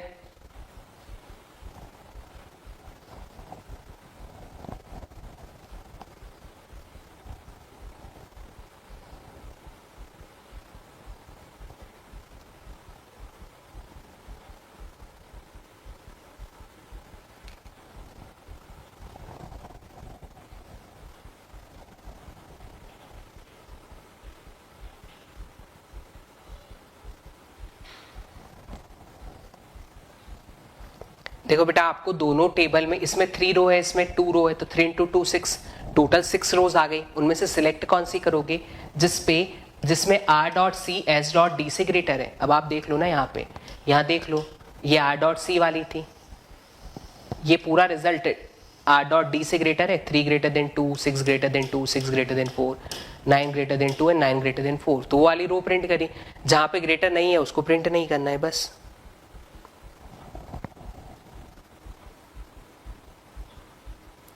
Yes, Amitesh. Cross join with condition is called theta join. बिल्कुल, cross join with condition is called theta join. ठीक है, चलिए एक और इस पे एग्जाम्पल हम लोग करते हैं, है ना। आप सभी लोग इसका रिजल्ट बताइएगा, डाउट होगा तो मैं तो सॉल्व कर ही दूंगा। Theta join, we have a table R with AB 1 2 2 3 3 3, table S CD 2 3 4 5 6 7. Queries select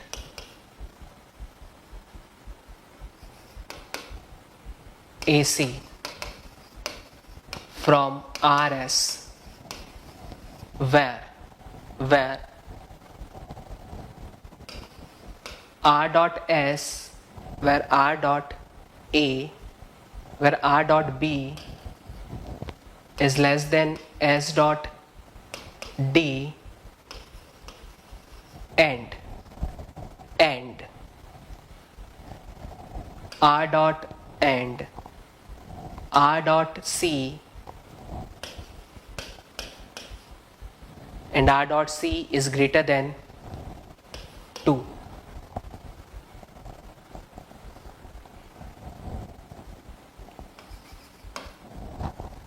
Okay, all of you try this. All of you try this.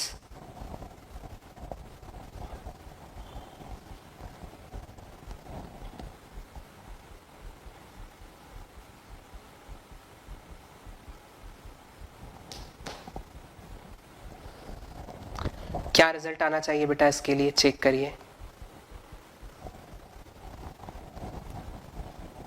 This is S dot C, है ना, ये C वाला S में ना S dot सी लिखना पड़ेगा, S dot सी।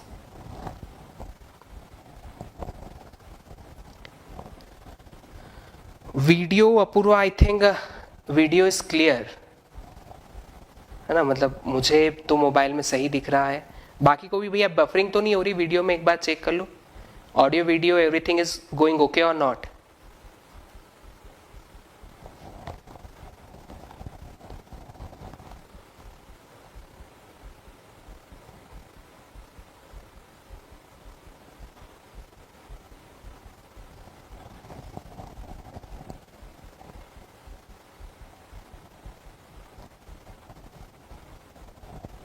Okay चलिए इसका आउटपुट बताइए. 4 कॉलम 4 रोज, 4 कॉलम 4 रोज. ठीक है 4 कॉलम कैसे यार, सिलेक्ट तो 2 ही कर रहे भाई, 4 कैसे बोल रहे हैं. सिलेक्ट ए कॉमा सी तो 2 ही तो सिलेक्ट करोगे, कॉलम तो फिक्स्ड है यार, कॉलम तो 2 है. रो की बात है, रो कितनी आएंगी.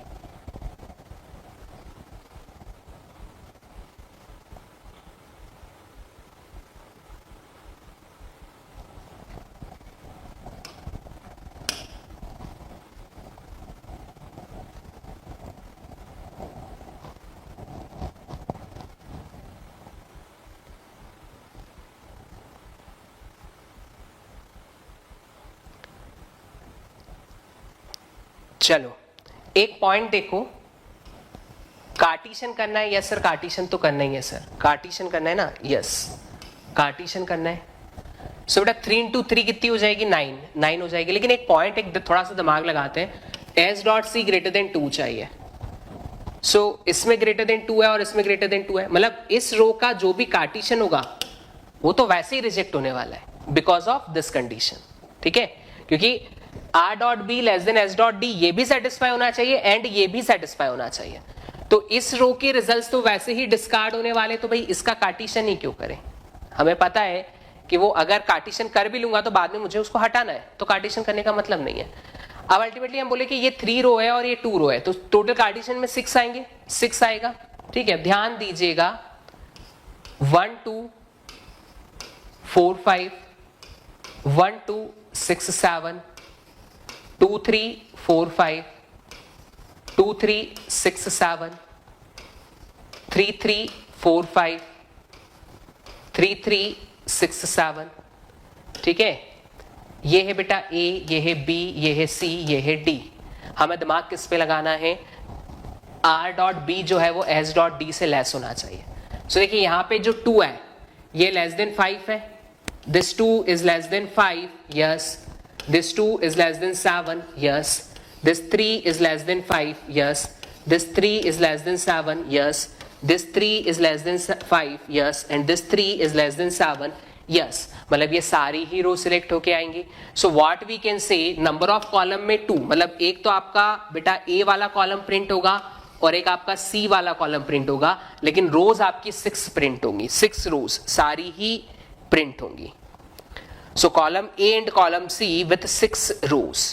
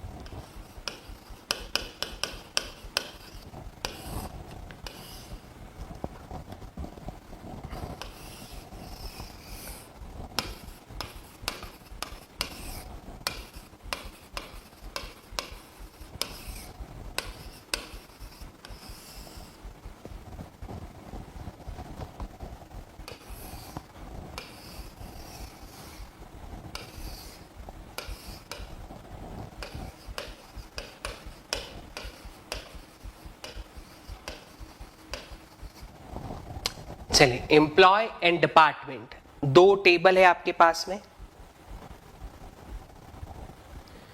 कोई बात नहीं अमितेश, जो आपने लिखा था अगर उसके हिसाब से सही है तो इट्स ओके, मतलब हम प्रैक्टिस ही कर रहे हैं. बट मेन एग्जाम में ऐसी गलती मत करना, क्योंकि मेन एग्जाम में जो उसने गेट में पूछा है उसी को हमें सॉल्व करना है. अभी तो कोई दिक्कत नहीं है, आपने अगर उस डेटा के हिसाब से सॉल्व किया है और रिजल्ट सही आ रहे हैं तो नो इशू, बट एग्जाम में नहीं करना है ऐसा.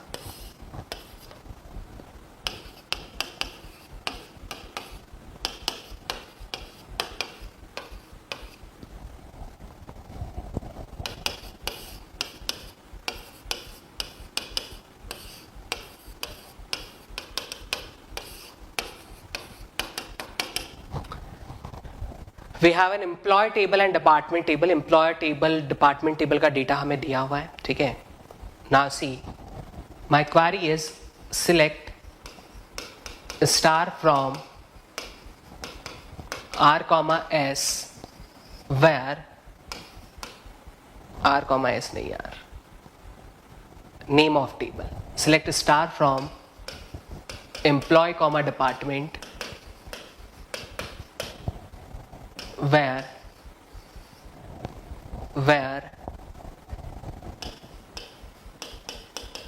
employee dot department number is equals to department dot department number.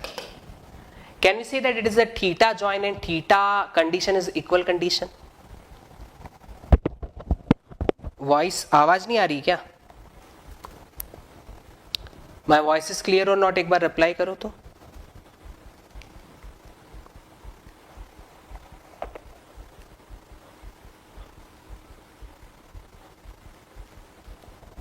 Clear और नॉट? एक बार. युवराज आ रही है बेटा, वॉइस तो आ रही है.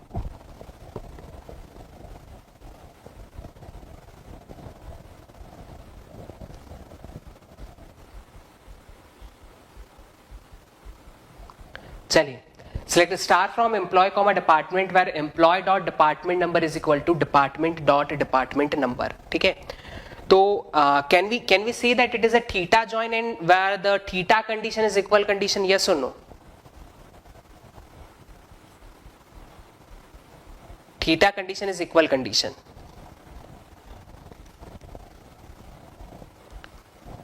सो अब देखिए यहां इक्वल कंडीशन है ना, यहां इक्वल कंडीशन है, this condition is equal condition. So हम इसको इक्वी जॉइन भी कहते हैं, हम इसको इक्वी जॉइन भी कहते हैं, equi join. If we are joining two table with equal condition is also called equijoin. So we can say that it is a kind of theta and where theta is equal condition. तो हम equijoin को कह सकते हैं कि is a kind of theta join, जहां पे condition equal है. तो equijoin is a subset of theta join, है ना. theta में तो बहुत सारी conditions हो सकती है, लेकिन अगर हमने टेबल को equal condition पे join किया तो हम उसको equijoin कहते हैं. ठीक है, तो theta join भी है, equijoin भी है. अब मुझे बताओ कि इस पर्टिकुलर पे परफॉर्म करने पे जो आउटपुट आएगा उसमें नंबर ऑफ कॉलम्स और नंबर ऑफ रोज कितनी होंगी? What is number of columns and number of rows? What is number of column and number of row in your output?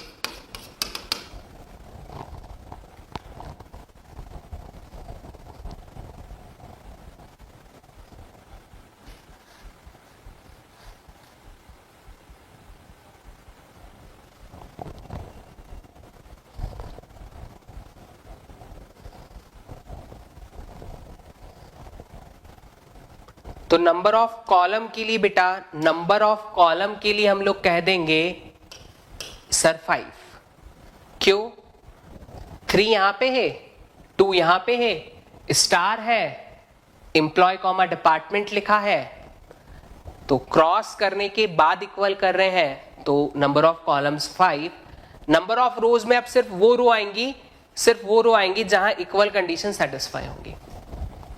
So this tan is equal to this tan, 1 row. This tan बस इसी के equal है, 1 row. This 20 is equal to this 20, 1 row. This tan is equal to that tan, 1 row. This 30 is equal to that 30, 1 row. So total number of rows are 4. 4 rows are there. Not 12 rows बेटा, 4 rows. सिर्फ equal वाली ही तो आएंगी ना.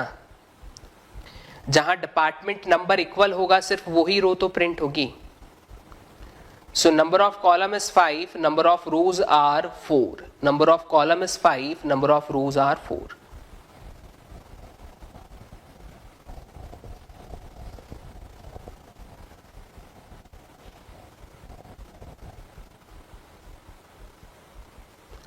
हाँ, department number common है ना, तो उससे क्या दिक्कत है? कॉलम तो 5 ही आएंगे.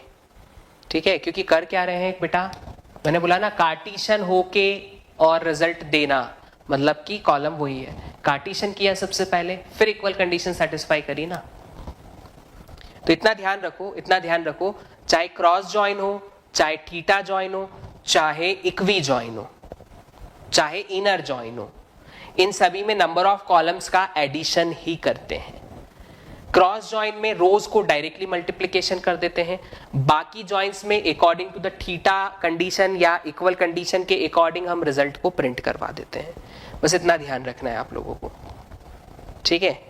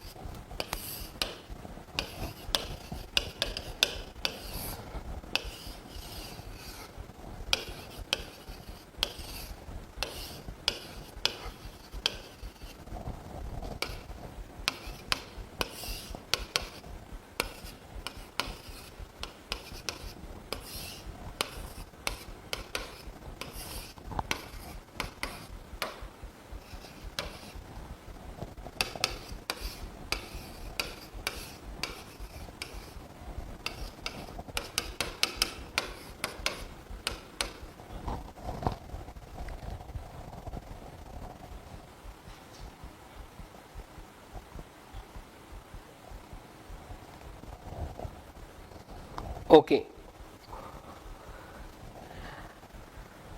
ठीक, ये हमें दिया हुआ है। अब हमें करना है नेचुरल जॉइन, ठीक। एम्प्लॉय डिपार्टमेंट, एम्प्लॉय में एम्प्लॉय नंबर है, एम्प्लॉय नेम है, डिपार्टमेंट नंबर है, डिपार्टमेंट में डिपार्टमेंट नंबर है, डिपार्टमेंट नेम है, और हमें करना है नेचुरल जॉइन। नेचुरल जॉइन किस तरीके से किया जाता है, क्वारी किस तरीके से लिखी जाती है, देखिए। So if I am writing select star from employee, अब हम यहां लिखते हैं employee natural join, employee natural join department, employee natural join, select star from employee natural join department.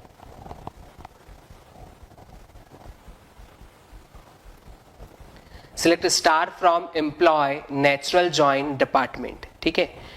तो हम यहाँ पे क्या है, हमारे पास एम्प्लॉय टेबल है, हमारे पास डिपार्टमेंट टेबल है, हमें एम्प्लॉय और डिपार्टमेंट टेबल के बीच में नेचुरल जॉइन परफॉर्म करना है। अब नेचुरल जॉइन बेटा जो होता है ना, मतलब जैसे ही हमने नेचुरल जॉइन लिखा, वो क्या करता है, इन दोनों टेबल की कॉमन फील्ड को ढूंढता है, डिपार्टमेंट नंबर कॉमन फील्ड है, तो दोनों टेबल की कॉमन फील्ड को ढूंढता है और उस कॉमन फील्ड के ऊपर इक्वल ऑपरेशन परफॉर्म कर देता है, ठीक है। तो लिख लेना कॉपी में कि natural join perform equal operation on a common field of both the table.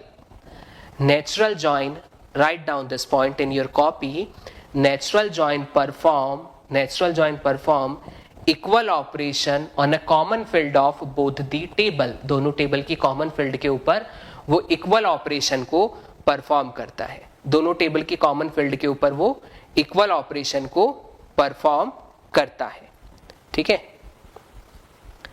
देखिए, अब हम आउटपुट चाहते हैं कि सर इसका आउटपुट क्या आएगा, इसका आउटपुट क्या आएगा। सुना, all of you should remember one more point here. पहला पॉइंट लिख लिया जो मैंने आप लोगों को कहा था, it perform equal operation on a common field of both the table, ये पहला पॉइंट है। Second point, common attribute print only once in output, common attribute print only once in output.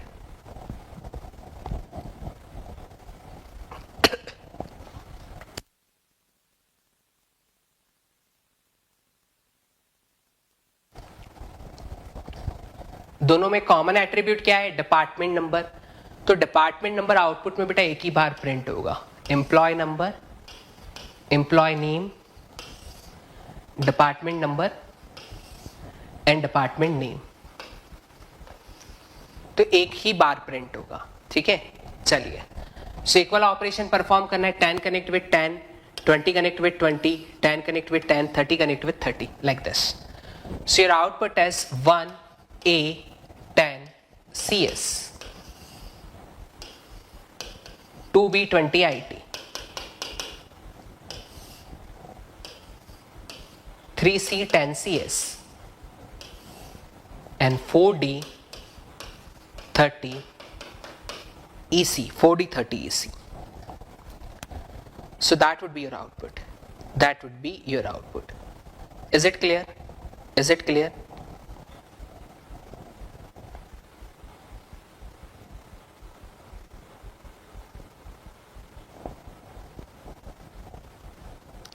Is it clear? That point is clear to all?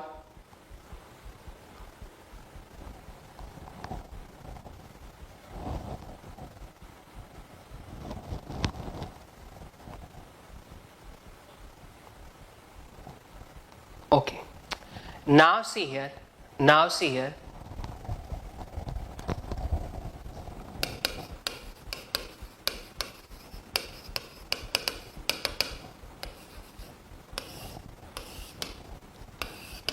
Natural join करना है बेटा, natural join करना है, ठीक है। एक टेबल दी हुई है आपको R ABC 1 2 3 4 5 6 2 2 3 1 4 5। एक टेबल है S that consists row B C D 2 3 4 2 5 6 5 6 7 4 6 7 5 6 8. Okay, and one more, there is 2 2 3 2 3 3, like this. So there is a table R, there is a table R, and there is a table S. Now my query is select a star from R, natural join S, we want what is output. तो देखिए बेटा, इसके पहले क्या था, इसके पहले क्या था, जो दो टेबल थी उनके बीच में एक कॉमन एट्रीब्यूट था, एक कॉमन एट्रीब्यूट था ना, इसके पहले डिपार्टमेंट नंबर था। तो डिपार्टमेंट नंबर पे हमने इक्वल ऑपरेशन परफॉर्म किया, यहाँ पे दो एट्रीब्यूट कॉमन है, दो एट्रीब्यूट कॉमन है, BC and BC, two attributes common between R and S। तो क्या करेंगे, तो दोनों पे इक्वल जॉइन ऑपरेशन परफॉर्म करेंगे। मतलब R का जो B है बेटा वो S के B के बराबर होना चाहिए, एंड R का जो C है बेटा वो S के C के बराबर होना चाहिए। मतलब दोनों पे इक्वल ऑपरेशन परफॉर्म, जितने कॉमन एट्रीब्यूट है सभी पे इक्वल ऑपरेशन परफॉर्म होगा। तो ये क्या चेक करेगा, यहाँ 2 3 है, सिमिलर 2 3 अगर ऐसे मिलता है तो ज्वाइन करेगा। यस सर यहाँ है, so is connect with that one row. Sir 2 3 sir यहाँ भी है सर, तो ये इससे भी कनेक्ट होगा, ठीक है। 5 6 sir 5 6 is there, connect with this. 5 6 sir यहाँ पे भी है, connect with that also. 2 3 is again sir, so that 2 3 is connect with this and 2 3 is connect with this also। 6 रो हो चुकी है, and this 4 5 is connect with none sir, क्योंकि 4 5 कहीं पे भी नहीं आ रहा। so आपका जो आउटपुट है बेटा, आपका जो आउटपुट है उसमें नंबर ऑफ कॉलम्स जो आएंगे वो कितने आ जाएंगे, A B C, BC repeated है, नहीं लेना है, A B C D मतलब 4, only A B C D। And number of रोज जो आएंगे, जो सिलेक्टेड रोज हैं, जो इक्वल रोज हैं, कितनी है, 6 रोज है।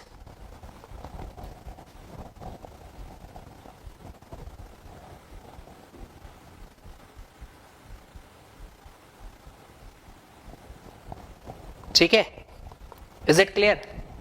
तो ये रिजल्ट आपको देखने को यहां पे मिलेगा नेचुरल जॉइन के अंदर। अगर एक से ज्यादा कॉमन एट्रीब्यूट है तो सभी के ऊपर इक्वल ऑपरेशन परफॉर्म करेंगे।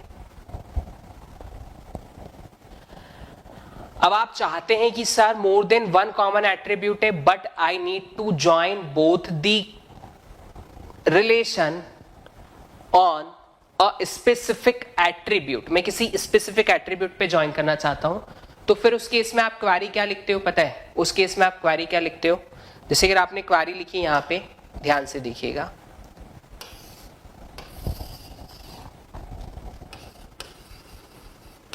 select star from R, natural join S using B, like that। ठीक है। तो अब ये नेचुरल ज्वाइन करेगा लेकिन सिर्फ बी का यूज करके, अब दोनों को यूज नहीं करेगा, अब दोनों को यूज नहीं करेगा, यूजिंग बी लिख दिया ना, तो बी का यूज करके ही होगी ज्वाइनिंग। बाय डिफॉल्ट जितने भी कॉमन एट्रीब्यूट है सभी पे इक्वल ऑपरेशन परफॉर्म करेगा, लेकिन बेटा मैंने लिख दिया यूजिंग बी, तो सिर्फ बी का यूज करते हुए उसको क्या करना है, आपको ज्वाइन करना है। तो बताओ इस केस में क्या आउटपुट आएगा, how many, what is output, what is number of rows कितनी आएंगी, कॉलम तो फिक्स है भाई, कॉलम कितने आएंगे, तो कॉलम तो 4 ही आएंगे ना, तो कॉलम तो सर 4 आएंगे, रोज कितनी आएगी ये बताओ, रोज कितनी आएगी ये बताओ। Select star from R comma R natural join S using B, then what is the number of rows here for this particular?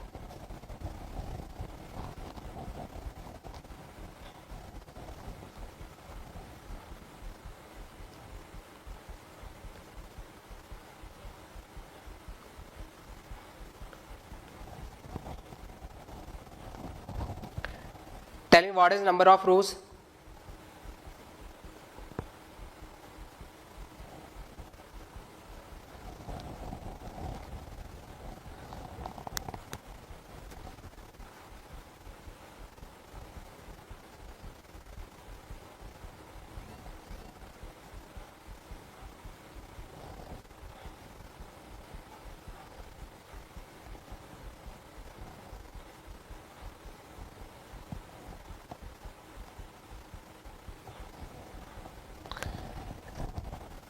Yes, number of column is 4, रोज कितनी होंगी बेटा, देखिए तो ये जो 2 है, ये जो 2 है, that 2 is connect with this 2, this 2, this 2, 3, 5 connect with this 5 and that 5, सो 3 + 2 5 है ना, 2 के लिए 3 रो, फिर 5 के लिए 2 रोज, फिर अगेन 2 है इसके लिए फिर 3 रोज, फिर 4 है इसके लिए 1 row, how much it become 9। So in output number of rows are 9, in output number of rows are 9, in output number of rows are 9.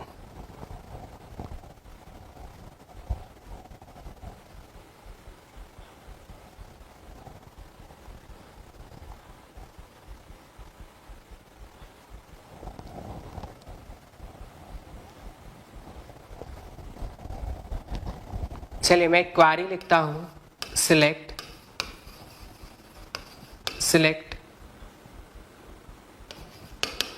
A comma B from R comma S where R dot B is greater than S dot C, yeah, where R dot B is greater than S, where R dot B is equal to S dot B,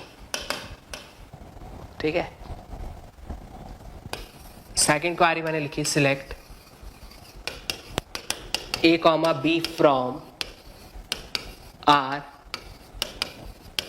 natural join is, suppose the attribute of relation R is ABC and attribute of relation S is BD.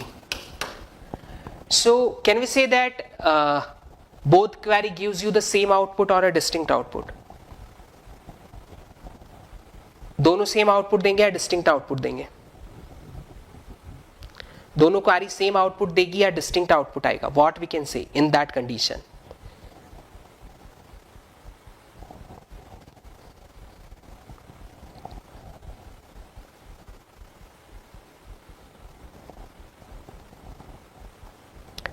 क्या कह सकते हैं भैया, select A comma B from R S where R dot B is equal to S dot B, select A comma B from R natural join S, what we can say, output is same or different. So can we say that output of both is same output? But अगर यहां पे मैं star लिख देता, then output is same or different, then output is same or different. अगर मैं यहां star लिख देता तो आउटपुट सेम आएगा या डिफरेंट आएगा?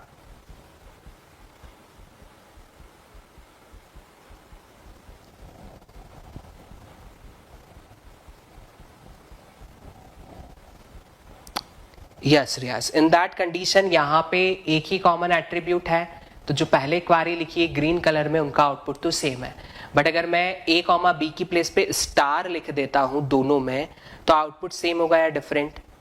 तो you should remember here in that condition your output is different.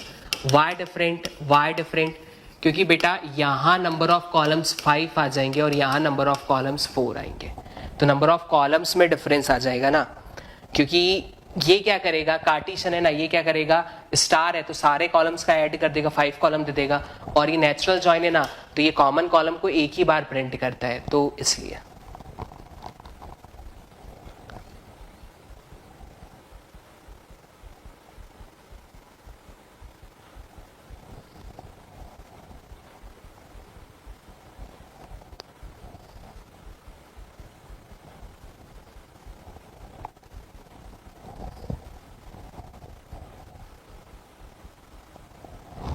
चलिए, now see here, I am having a relation R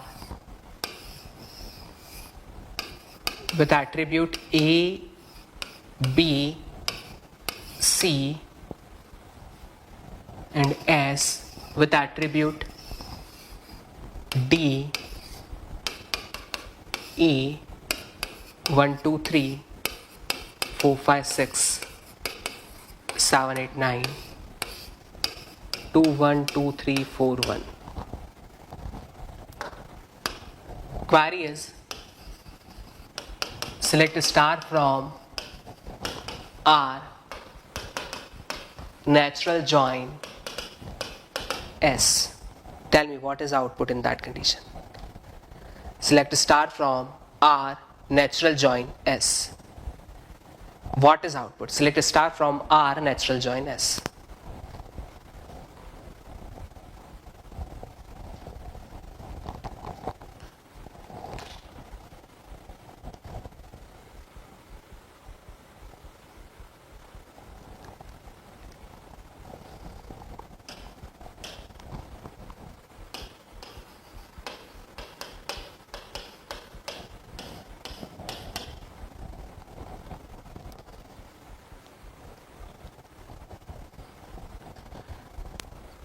hello dear, error आ रहा है, no common column error, all attribute with 0 rows. So all of you should remember one point here. If no common attribute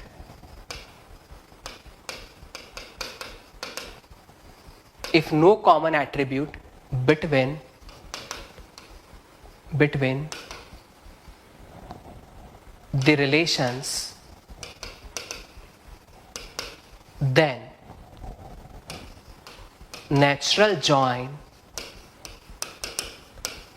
works like a cross join. ठीक है बेटा, तो अगर दो table के बीच में नेचुरल जॉइन करने के लिए बोला और उसमें कोई भी कॉमन एट्रीब्यूट नहीं है, तो वो कार्टेशियन कर देगा, वो क्रॉस जॉइन कर देगा. सो here your output is number of column is 5, number of row is 9. Number of column is 5, number of row is 9. ठीक है? So if no common attribute between the relation, then it do the Cartesian. So all of you note it down. That point है ना, इस point को note कर लेना भाई सभी.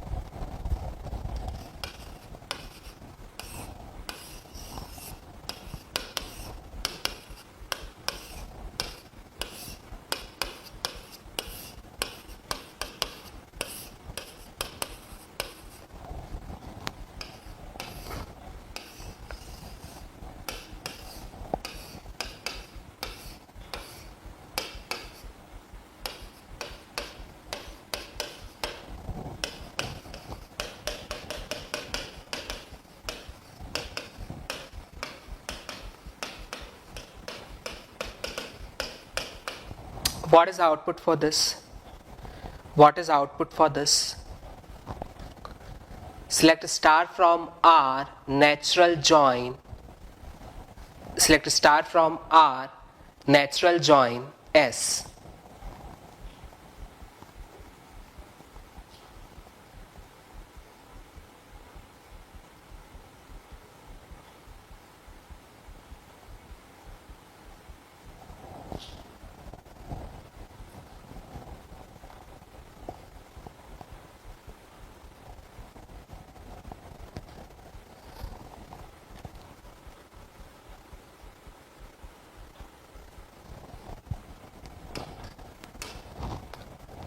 नेचुरल ज्वाइन करना है तो दोनों आउटपुट जो आपका आएगा बेटा, कॉमन एट्रीब्यूट प्रिंट वंस,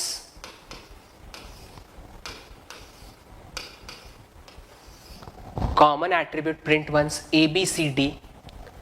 अब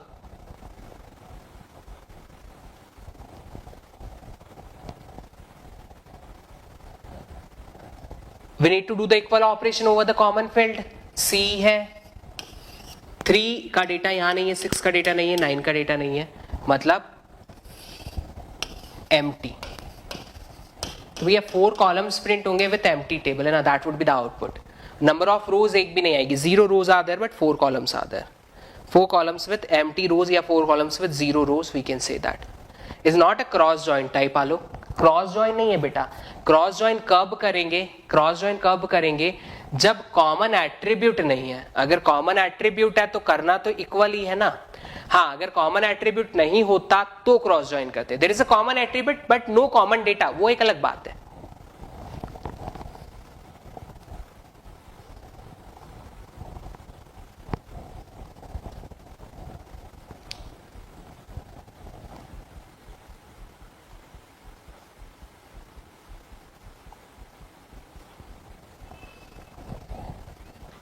चलिए, इज इट क्लियर?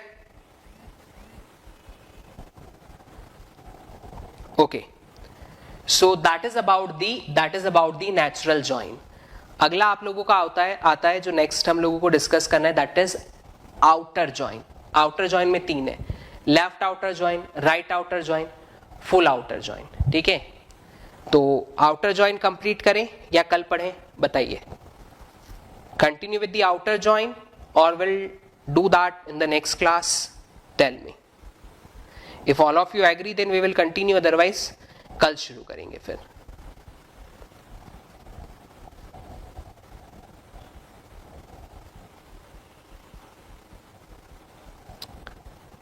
ठीक है,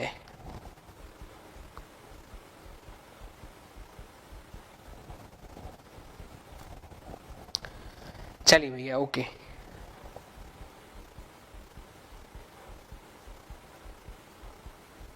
हाँ नहीं, डोंट वरी, उसका टेंशन मत लो। क्लास आज अगर आप लोगों को जाना भी है तो डोंट वरी, क्लास आराम से होगा भैया, ऐसा कुछ भी नहीं है, पढ़ेंगे सब कुछ।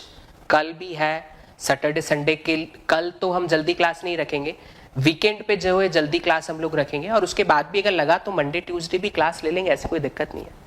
We have a sufficient time. ठीक है, सो अगर लगा तो भाई संडे को क्लास खत्म होने वाली इतनी नहीं होगी, मंडे को हो जाएगी, ट्यूसडे को हो जाएगी, बट हम तो हमारा सिलेबस पूरा करके ही जाएंगे ना, उसकी टेंशन मत लो। ठीक है, ओके, चलो ठीक है भाई। फिर आधे बच्चे बोल रहे हैं कि सर कल से शुरू कर लेंगे, कल स्टार्ट कर लेंगे, बट हम जो आगे जो अब पढ़ेंगे, अब अपने को जो आगे के जो जॉइंस पढ़ने हैं, ठीक है, कौन कौन से जॉइन पढ़ने हैं हमको? आउटर जॉइन पढ़ना है और सेल्फ जॉइन पढ़ना है। 2 टाइप के जॉइन है।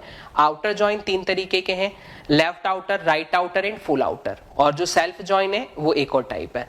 तो ये सारे टाइप पढ़ने के बाद फिर एसक्यूएल में देखिए कंटेंट क्या बचा है, मतलब कल हम लोग का एसक्यूएल खत्म हो जाएगा, कल एसक्यूएल खत्म हो जाएगा, सारे क्वेश्चंस भी कल एसक्यूएल के हो जाएंगे। मतलब कल हमको ये जॉइन पढ़ने हैं, फिर सेट ऑपरेशंस पढ़ने हैं, और उसके बाद में कंस्ट्रेंट्स पढ़ने हैं। एसक्यूएल कंप्लीट, फिर कल हम एसक्यूएल के क्वेश्चंस भी सारे जो हमारी स्मार्ट कोर्स की बुक है उसके क्वेश्चंस भी हम लोग कर लेंगे। ठीक है,